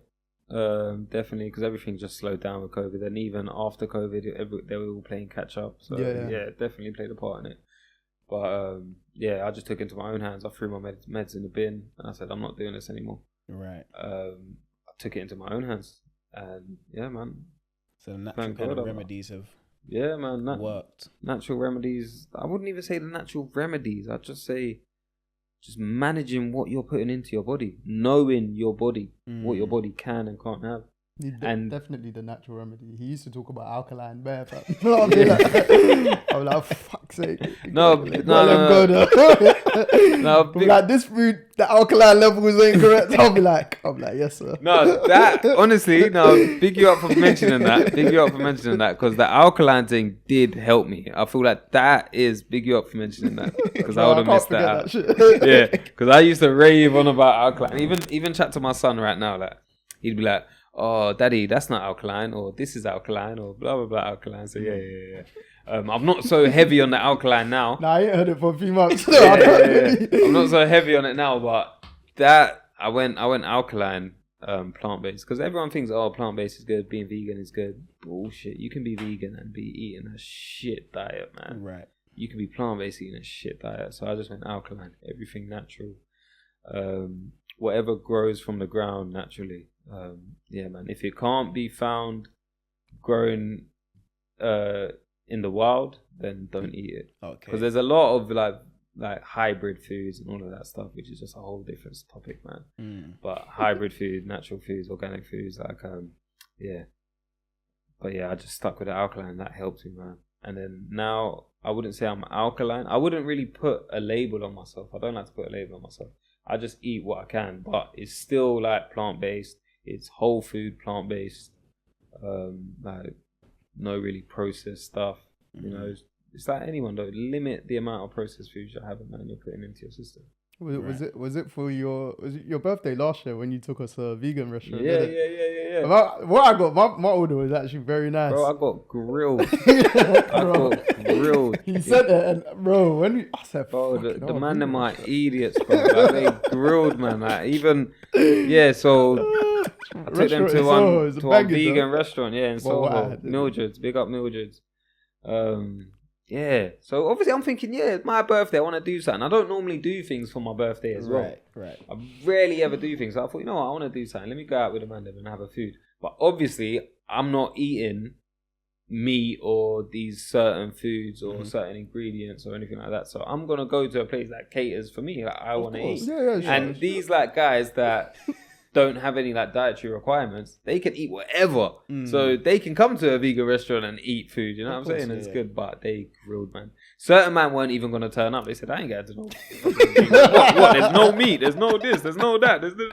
I'm like, bro, you taking a piss? Like, and it even like got to me at one stage. I'm like, nah, these men are taking a piss. So what? It's my birthday. You don't want to come. And you're not trying to come because what? Food. Yeah, and they say, no, but you could have gone to like you got to cater for your guests, innit? No, you got to cater for yourself. It's your birthday. What I'm saying, but they're telling me you got to cater for your guests. Go to a place where everyone can eat, blah, blah, blah. And obviously there'll be like a little vegan option that you can have. I'm thinking, why do I want to go out for my birthday and have a vegan option? Right. You know what I'm saying?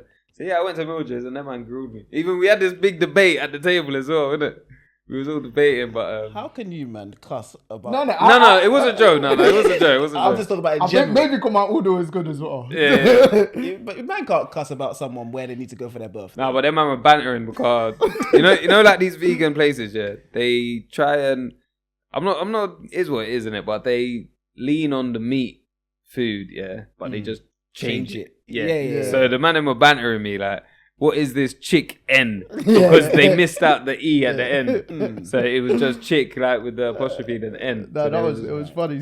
Yeah, they were just bantering, man. Like, man ain't eating no chick-en. Like, what the hell, And I remember exactly you said that. yeah. You know that was eating, man.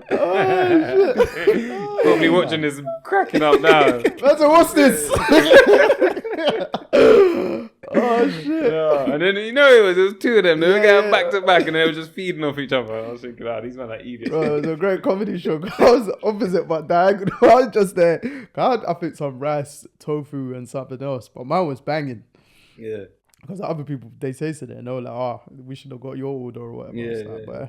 But even the tofu, though, touching on the tofu, I don't eat tofu myself because it's still like, it's processed ultimately. I try and just have no processed stuff, so that I'll just have like one ingredient foods.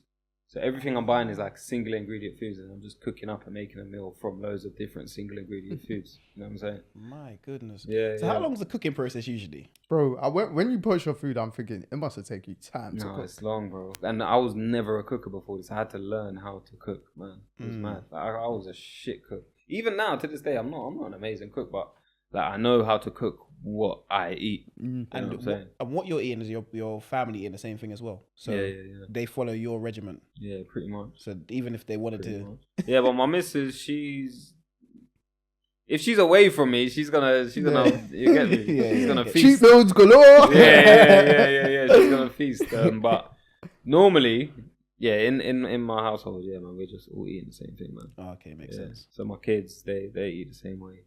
But I'm not like heavy on them. Like I'm not trying to drill it into them or anything like that. Because it is what it is. Like you got to make up your own decision ultimately, like when they grow up. But for now, it's like we're eating the same. We're all cooking the same food. Let's just eat it. You know but to be fair, like your son, he always wants to help you cook. Yeah, my son's into it. More or less. My son's into it. So and like, they love it, man. You'll be like, what's this? And he'll be like, I'm pouring this. Just arguments. CMOS into blah, blah, blah. Yeah. That's what I'm saying. My kids, they eat CMOS like it's yogurt, man. They'll back in my daughter in the morning. CMOS. She can't even talk proper, but just screaming CMOS. You get me? Yeah, they love it. So even that side of it, just introducing those, because I had no idea about like CMOS and these other types of these foods that are just like packed with minerals that are really, really good for you. I had no idea. So introducing that to my kids from at a young age, now it's just their normal.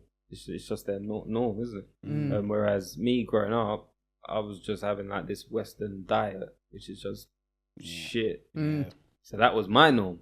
So yeah, that's all I knew. So it took me a long time to transition to the point that I'm at now and my like eating habits. And it's not just food as well. It's like fasting. I fast quite a lot. Okay. It's not like people could like put the fasting down to like weight loss and all of that stuff. Like that's bullshit. I ain't got time for that. That's not why I fast. I fast to simply allow my body the time that it needs to heal, essentially. Because I'm not an idiot. Like even though like the test results say that I'm kind of Crohn's free, I'm normal, like everything's fine. If I go back to eating the way I was eating before, like obviously, like come back. Something could flare up. Yeah. I'm not gonna say like I've cured my Crohn's or anything like that. I'm not gonna throw out those mad claims, but like I'm managing it myself, and I'm managing it. I'm choosing to manage it naturally, and it's working. No, that's good. To be fair, some of my friends fast to refresh their body. That's their reason. It does. Because I say I fast not on purpose, just because sometimes I ain't got time to eat. He's too busy, bro. Bro, there's times we'll be like, have you eat? Like we'll actually banter, but in a serious way, if we're about to pod, have you eaten? We'll be like, nah, didn't have time. Yeah, like, bro. So, but I feel the benefits of like not eating sometimes. Like you honestly feel it in your body. You're like, okay, cool. I feel cleansed today. And then I need my one meal still. But I feel like, I feel quite good in the way my body feels. And then when I eat too much on the odd day, it's like, I shouldn't feel this way when I'm eating food. Yeah, exactly. So that's why I find the balance in the middle. Yeah, it's because you've got no balance. Yeah. It's either eat better or don't eat. Yeah, it's one or the other. Yeah, that's mad. So trying to find the balance in the middle for me probably is the main type of thing. But I want to get into a structure in terms of knowing more what I'm putting in my body. I should have been in one because I've been an athlete my whole life. You get what I mean? But I think you don't eat shit though. Like, nah, but I think I've gotten away with eating what I wanted to eat because I'm always working out or burning out. Whereas now in the latter part of my career, I'm sitting there thinking, well, maybe I should change and I could prolong things. The plant-based route, I don't know if I can do it. I've tried to do certain things. I could do the pescatarian thing because I like fish. And you, so as with your Crohn's, can you eat fish, or is it one of them? Nah, see that all messes me up. So initially, when I first tried the vegan thing, I jumped in, couldn't do it. I lasted like a week, and I was like, "This is hard, man. I need something." So then, because obviously that's all I've known, especially like with our African mum, and she's just whipping up these mad meals. You know what I'm saying? So so then I had to incorporate the fish. So then I was like, "All right, cool." So I used to say I'm vegan, but I eat fish. Right. So like I still wouldn't have the dairy, I wouldn't have like the eggs or anything like that, but I'd have fish. But then it got to a point where something wasn't right. You weren't feeling. I wasn't feeling good, man. And then everything else I'm eating good, but then I'm like, what is that one thing that's still making me feel shit? I'm still getting symptoms. So the fish side, and I cut out the fish. And then, bro, felt good ever since. And I started like just going off it naturally anyway. So it wasn't like a big thing for me. Right. Yeah. Is there anything? Sorry, no, go on, finish. No, I was gonna say you probably know what I'm getting. Don't get me wrong though. When I go around someone's yard and I see someone like whipping up some mad chicken dish, like fried chicken or some seasoned thing, I'm like, wait, I can still appreciate a good meal. You know what I'm saying? You just and I'm like, that smells good, that looks good. Like I'm reminiscing back then, but I got to do what's what I know works for me. You know what I'm saying? So I'm not saying like I'm not one of these vegan guys that push it on everyone and try to say, oh, you need to be vegan for this and that and blah, blah, blah, blah. For me, personally, all I can speak about is my own experiences. Right. And from my own experience, the plant-based, whole food plant-based, alkaline thing for me, that's worked. And that's got me to a place where I'm symptom-free. I've got no signs of Crohn's disease in my body. Amen to that, bro. So it's funny you said like how when you used us as an example, if we all had it, how it would affect us. Because I was speaking to, I think from reposted one of your reels, which we'll put on Naturally Aligned. So follow his Instagram. Yes.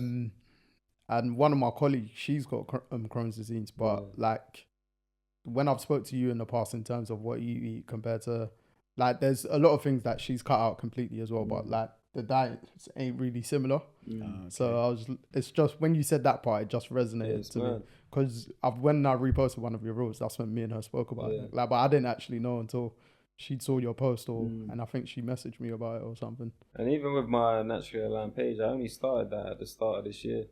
I'd already been on, like, I'd already changed like my diet and my lifestyle and everything like that. But I thought, you know what, like, I want to do something so I can, one, I'm documenting my journey, but two, I had no one when I was at my worst. You know what I'm saying? I didn't know anyone when I was at my worst that was going through the same sort of thing with me. So I thought, let me put my story out there. Let me journey what I'm going through and what has helped me, and maybe it can help other people. And since that day, bro, honestly, I've had so many people contact me, message me, telling me their stories, telling me like they appreciate what I'm doing and sharing, and you know, like it's almost built like a little community kind of. You know what I'm saying? It's nice, man.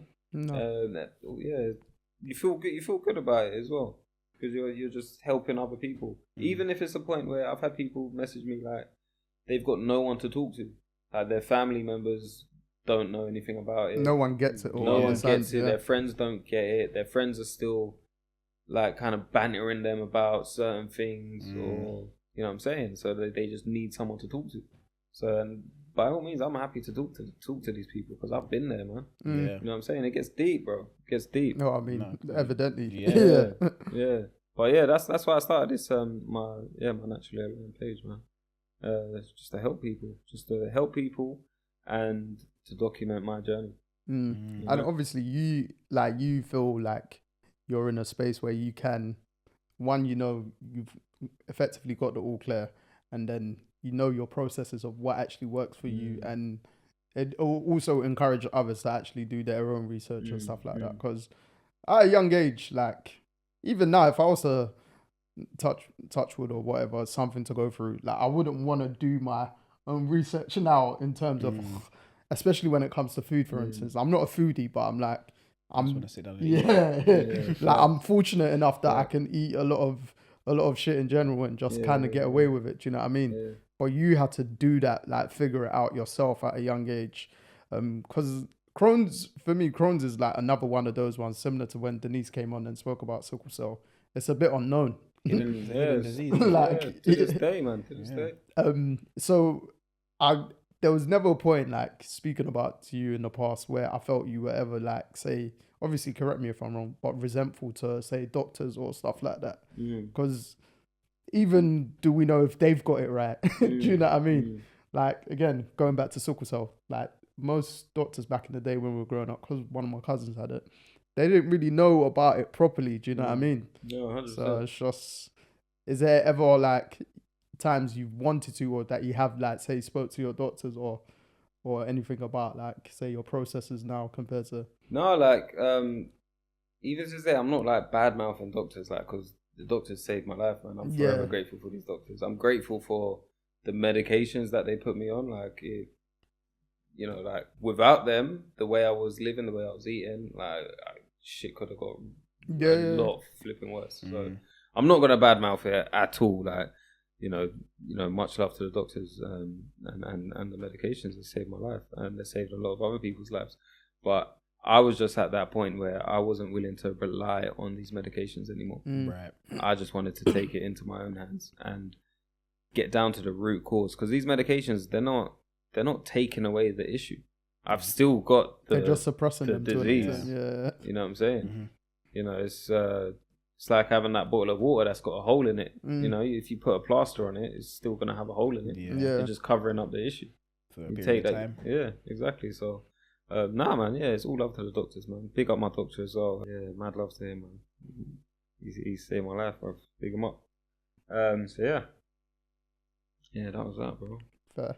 Well, like we said, Naturally Aligned. Make sure you follow his Instagram page. You get me. He's my plug for my CMOS. And CMOS, bro. What's the other thing that about the T mix? Yeah, so these are the things that I take all the time, man. Oh, So you know, like my mum's heavy into that stuff. So when my mum found out, she's like, "Oh, I'll be buying from Erin." I'm like, bro, she'll make my dad drive to Quay shops for certain stuff. Do you know? Because they're only in like specific shops, for instance, or like where she'll know, where you'll know it's proper good or and stuff like that. And I'll be like, bloody up, bro. Like when they're going to do those shops, they buy a big bulk because you're not going back for a while. But touching on that, these are things that that I've noticed that have made like a positive impact in how I feel. Because even though like with Crohn's disease, you're touching on like the INT, for example, your like fatigue is like a major kind of symptom of Crohn's disease. So like your fatigue levels are just effed, the energy levels are effed. So I needed something, and I was like going to the gym, and I was still like I was going really early in the morning, like 4 a.m. gym sessions. He said he still does. Yeah, but I was taking like these like pre-workouts. I was trying to find like the best, most natural pre-workouts I could find, but they're still bullshit. Yeah, you know what I'm saying? They will contain everything. Yeah, they still contain bullshit. Like a whole paragraph of ingredients. I've got no idea what these words mean, you know what I'm saying? Like, what is that? And they don't say alkaline. You know what I mean? They don't say alkaline either. But yeah, I was taking these like pre-workout shots, and I did feel good. Like it wakes you up, it gives you a little boost. But even that, I was like, you know what? Like everything else in my diet is like really good, but I'm still taking these bullshit little shots, pre-workout shots. Like I want to cut that out. So I was like, what else can I take that's natural, that will wake me up in the morning, that will get rid of this fatigue? And then I did my research, and I just found out about certain herbs, certain plants that are like really high in iron, because I was iron deficient at the time. Like most black people. Yeah, exactly. So with these herbs, I kind of just compiled a list of all these herbs, put them together, made it into like a tea, and I'd brew it every like morning. I'd brew it every evening, and then so it's ready for me in the morning. Yeah. And then I was drinking it in the mornings before my gym sessions, and I noticed like it didn't give me like a mad boost like the pre-workout. But I just noticed I'm not tired. Right. You know what I'm saying? I'm getting through these gym sessions, I'm smashing them out. Like I'm lifting more than I was lifting like a couple of weeks ago. Like. So I was like, I might be onto something here. So yeah, naturally I just started posting it and just talking about what's helping me, and then people are just messaging me, oh, what is this? Like, can I have some? Blah, blah, blah, all this stuff. So I was like, hang on a minute. Business opportunity. There might be something here, you know what I'm saying? So then I just thought, okay, let me try to package it up and give it to the people. Like the people are asking for it, so let me do that. As well as like the CMOS as well. The CMOS, man, I'm telling you, that's a good one. But you like obviously like CMOS, like everyone's talking about CMOS. CMOS this, CMOS that, blah blah blah. But mine's the best. It's not mine. It's just you need to know where you're getting it from. Yeah, you know what I'm saying? Right. Like CMOS is so readily available, like all over the world and stuff. But it's like anything. You've got the good stuff, then you've got the bad stuff. Right? You've got your pool growing. Like CMOS, you can grow it in a pool. Like it's just completely fake. You can grow it like what the most like readily available CMOS is like ocean farmed. So they grow it in like the ocean, like the shallow waters. But it's just farmed, isn't it? So it's just growing on ropes and stuff. It's still got like decent amount of like minerals and all of that stuff. But it's the real CMOS that you want is like the wild crafted CMOS that is just found naturally growing without the aid of a man, woman, or child. You know what I'm saying? That's the one that you want. That's the one that I have, and that's the one that I've found in myself. Again, I can only speak about my own experiences. I found this benefited me a lot. You know what I'm saying? Even like in terms of like boosting my immune system. With Crohn's, my immune system is shit because it's an autoimmune disease. So I was getting ill all the time. The slightest cold would wipe me out. I'd be effed. You know what I'm saying? Since I started taking these little things, man, I'm not getting I still get sick and all these things, but just not as much. It doesn't wipe me out as it used to. To a normal level, effectively, yeah. Exactly. I need to try some of these. The tea mix. I'm a tea man, so the tea mix. I'll be that kind of stuff. The tea's proper, man. The tea's proper. I have it all the time. I have it at least two cups of tea a day. My own tea. And I was never a tea man before that. Yeah. I never like your normal teas, your coffees or anything like that. But I'm a herbal tea man, so that's what I'm definitely. I'm gonna try that because I need to replace my green tea with something. No, I'm telling you, man. No, fact, bro. When I noticed my fatigue levels have my fatigue has just dropped, man. My energy levels have increased since I started drinking this little INT mix. That's definitely what I need. That's actually... I need to re-up. Because even when the first time I bought it for my mum, she do the prep the night before, innit? And then like just following day or whatever, just see like she's got specific like cylinder cups for it or whatever, everything already. So anyone could just go and grab it or when they need it and stuff like that. It's like, and usually I don't like taking things, if I'm going into work, I'm just get ready and leave the house. I don't really like eating or drinking anything first thing in the morning. But that like, I'd make sure that first alarm that I was snoozing, I'd -1. Do you know what I mean? I'll be like, I need an extra 5 minutes to just back this and all that stuff. Like, so no, definitely the real herbs. No, trust me, man. Like anything, like I'm a big believer of that, man. Like you can definitely manage any condition yourself. I believe it's just knowing your body, man. Right. And putting the right things into your body, eliminating the shit from your body. But it's putting the time and effort into all of it. Of it. Yeah. Of course it is, man. But no, basically, yeah. Everybody wants the quick fix, don't they? That's the world we're living in. That's the world we're living in. That's a problem. You know. But in terms of this in particular, it's something that's very challenging because like I feel like when you're learning about yourself, it's a bit more harder than learning about somebody else or just something new. Like if you're reading a book, for instance, and then you're learning off that. Whereas like it's some form of the opposite way of therapy because it can be a bit traumatic. Thinking all shit like, is this what man's going through or like man's putting in my body, all that kind of jazz. So, and like you said, it's taking you time to actually, years to actually know certain stuff in it. So it's like... But I was like, I just got to that point where I needed to change, man. Like I was thinking about it for time. I was umming and ahhing and I was trying it and then I'd go back to it. But I was like, no, like my health is so flipping shit right now. And I was so petrified of going through what I had been through, being rushed to hospital, having those 2 emergency operations. I was so terrified of having to go through that again. I was like, I'm not going back into hospital, man. I'm not doing it. So I needed to change something. And being on medications alone wasn't cutting it. So yeah, man, God willing, I'm all good, man. You know what I'm saying? If you knew, not obviously to the extent that you know, but like in terms of, say, the herbs or the terminology and everything, when you were in school, would you have prolonged, like, say, science, for instance? Because to me, this all sounds like a lot of science. Do you know what I mean? Like, science would have been your favourite subject if it weren't. 100%. The way I've, like, delved into all of this stuff is just crazy.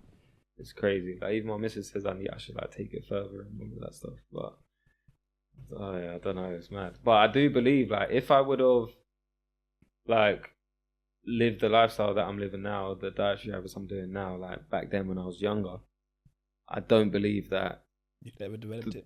I would have developed the Crohn's disease. No, I don't believe it. You have to go through something to know exactly. something. Though. Exactly. Again, it's an unknown. Exactly, it's an unknown. Even still to this day. So, especially as a young kid, you're not gonna think, I'm just gonna eat what my friends are eating. Exactly. We're going chicken shop after school. Exactly. Yeah. And I enjoyed that chicken shop, bro. Trust me, I enjoyed eating all of that. It was a good time, man. But. Obviously, the journey that's my journey, man. So, I had to go through all of that to kind of figure out what's good for me. You know what I'm saying? And hopefully sharing my journey with others can help them. Yeah. That are going through the same things. No, 100%. Well, you obviously just recently started your website for it as well with the products that you're selling. Yeah. So, what if you want to say the website link, etc.? Obviously, Insta page is naturally aligned, but so my Instagram page is naturally aligned _. I've got a link to like products that you can kind of purchase, products that have helped me. If you, like, anyone wants to give it a go, they can go that is naturallyaligned.shop. But yeah, man, if anyone's going through the same thing, reach out, man. It's always better to talk, man. Yeah, 100%. That's what I've found. And obviously, like, I've always been very, like, closed when it comes to talking or emotions or anything like that. But since opening up about it and just sharing, it's a lot easier, man. I'm telling you. And to talk about other stuff in general. Yeah. To talk about everything, to talk about anything, not just like Crohn specific. It's anything. You know, it's just good practice. Yeah, that's true. Definitely, that's true. Nah, when I saw the website, I was like, shit, like fair play. Yeah. And even like just the content that you put out, it's taught you how to somewhat content create.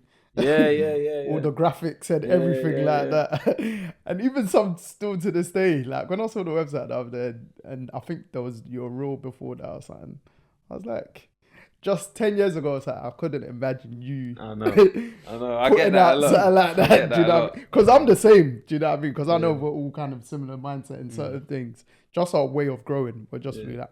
Unless our friends are actually in that field in particular, do you know? So.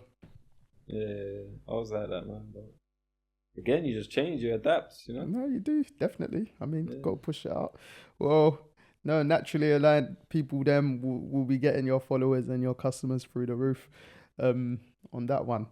Speaking of life decisions, someone sent us this, I think yesterday on our Insta page. I don't know why my volume's on. But I only saw it today. And it's which one are you picking? So I don't know if you've seen it yet. No. And I thought, let me use it for you because it's got two athletes. One's a boxer, one's a basketball player. Obviously, I'll just say the people: Mike Tyson and Steph Curry. So for Mike Tyson, which one are out of the two? Sorry, Mike Tyson fight Mike Tyson in a 10-round bout. Jeez. Every round you lost, you get 30 million. If you get knocked out, you have to serve 15 years in prison. What? That's option 1. What? Option 2 is guard Steph Curry for the whole NBA game. Every 3-pointer he makes, you get 3 years in prison.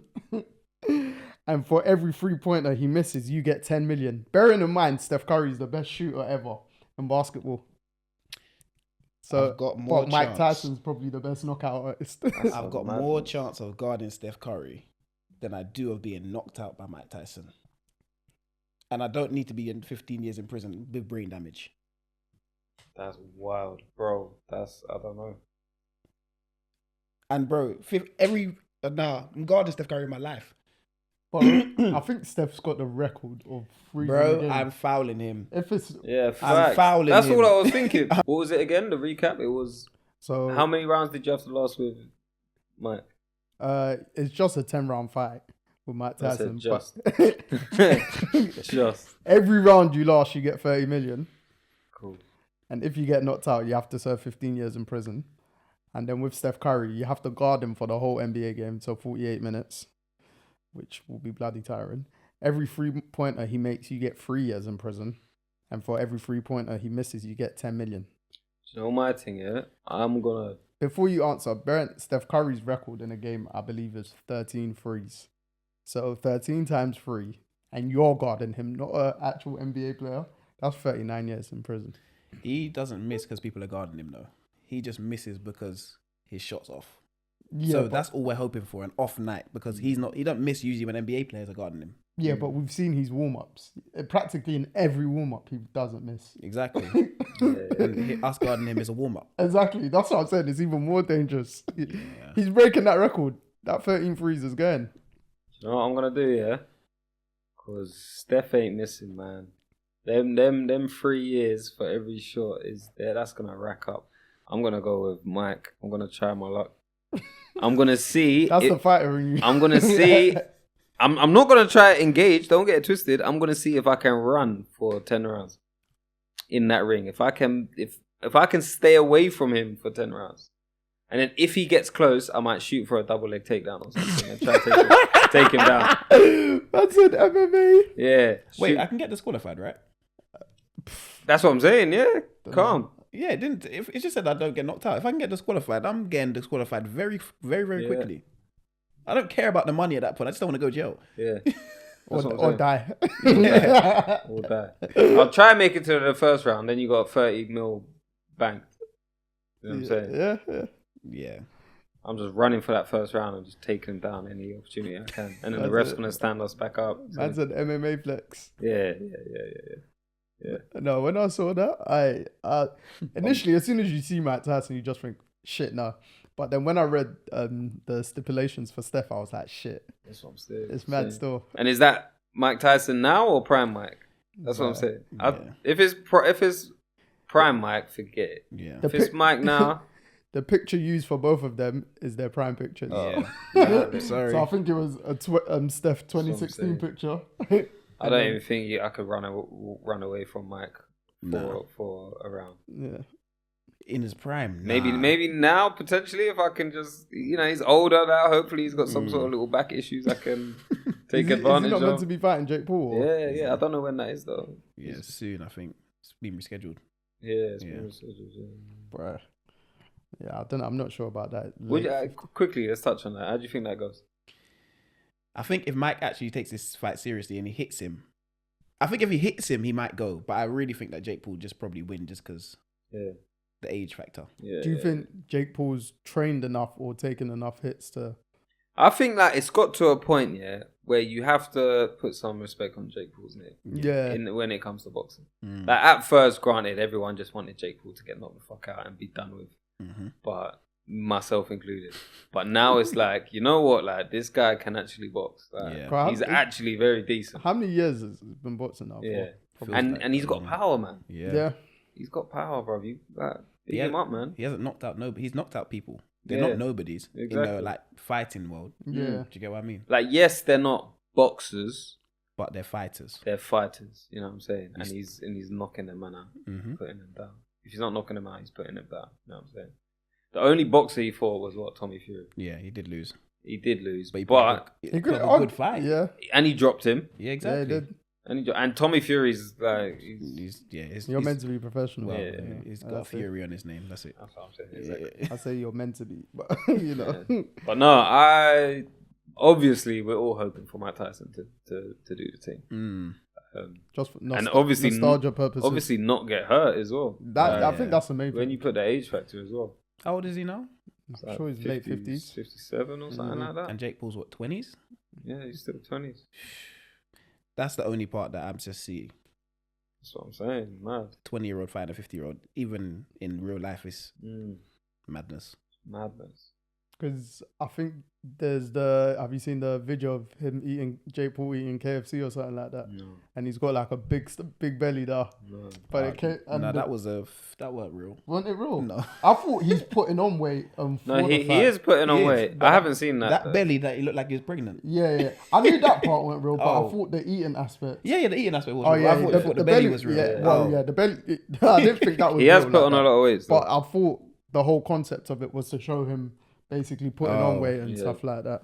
And it's just got the bucket on him and he's just But it's gonna like be added to their professional records as well. Yeah. Oh, is it? Yeah. So if Mike Tyson loses, bro, you're gonna have Jake Paul on your record for the rest of your life. Jake Paul lost on your record. Yeah, but I think at that age, no one. For everything Mike's done, that's I mean, he's been to prison.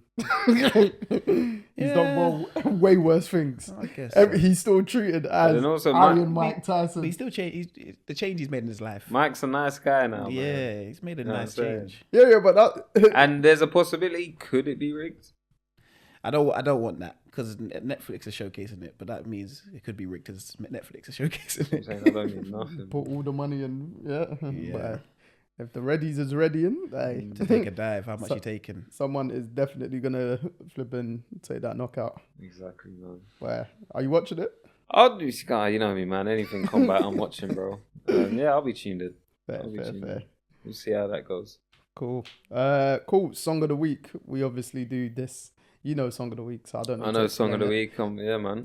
Do you want to go or do you want me or Jacob to go first? My song of the week. You didn't even say yes. My song of the week, I can't get it out of my head, man, is Skepta and Flo Milli.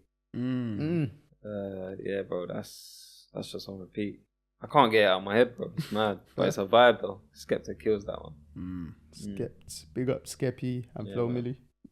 My song of the week is Usher, You Don't Have to Call. Jeez, okay. I'm always in R&B bag, so okay. That's just me today. Jeez. It's R&B right there. It's going to see Usher next year as well, actually. Yeah, a few times. More than and once. Deji is as well, isn't it? Yeah. That's a big tune. Yeah. No, it's still. Mine is Jay-Z and Eminem, Renegade. Okay. I was just listening. Is it Blueprint? Mm-hmm. Yeah, and It's one of his best projects, by the I'm way. listening to what's it? All I Need and is Songcry. Sorry, Yeah. yes. Obviously in that order. Big tune. And then because those two are my tracks on the album, then Renegade comes after All I Need or the track after that, and I was like, I just repeating Renegade a bit. So yeah, that's been my song of the week. You know, song for song, The Blueprint might be one of the best rap albums ever. It's actually hard. It's a cold one still. And I'm not I've never been a massive Jay-Z kind of go-to. Obviously, I've always appreciated these art. With most musicians, I do, but I've never been, oh yeah, let me go. Then I think it was, what's the track that you played when you went on international duty last year on your real? All I Need. Was it All I Need? Yeah, All I Need. And but there's another one you told me about, or you played them for something to do.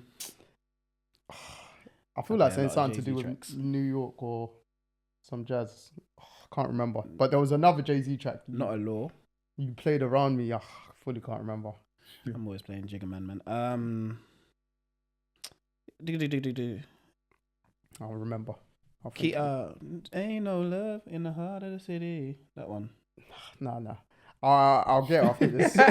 Because remember I said to you, I was like, my friend that lives in New York went to that. They had that temporary Jay-Z exhibition kind of thing. Yeah. And I said in his video or whatever, they were playing that specific track. And I said, I remember hearing it from you, but All I Need, I definitely got from you as well. I was like, whoa. I was like, forget your real, this track's for you. That's what gets people in. Trust. Song gets people in. No, for real. But yeah, Aaron. Yeah, man. Much love, man. Thank you very much for joining us. It's a long time coming. You damn right. I mean, look, you even forgot the cameras there, mate. No. It's been a fantastic conversation. Definitely want you to come on again. 100%. Yeah, sure, man. Appreciate you sharing your story on Crohn's disease, and hopefully this goes out further to others and encourages others to even reach out to you more. You've done a great job this year in terms of how receptive you've been to people, the story, or for instance, the content that you're putting out and them feeling comfortable reaching out to you as well. So you're helping to make a change, even if it's to one person. It's been to way more than one person. Yeah. I don't even know the number, but one person's enough anyway. Yeah, do you know what I mean? Man. So sure. keep it up what you're doing. Yeah, it's just getting people talking about Crohn's disease, man. Not just Crohn's disease, it's just IBD as a whole, you know.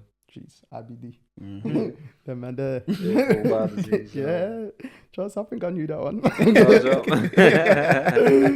Get me, and your son will follow footsteps, become a teacher in this field whilst doing his combat sports or whatever he wants to do. Man. You get me? So, young champ, man. For real, definitely appreciate you coming on.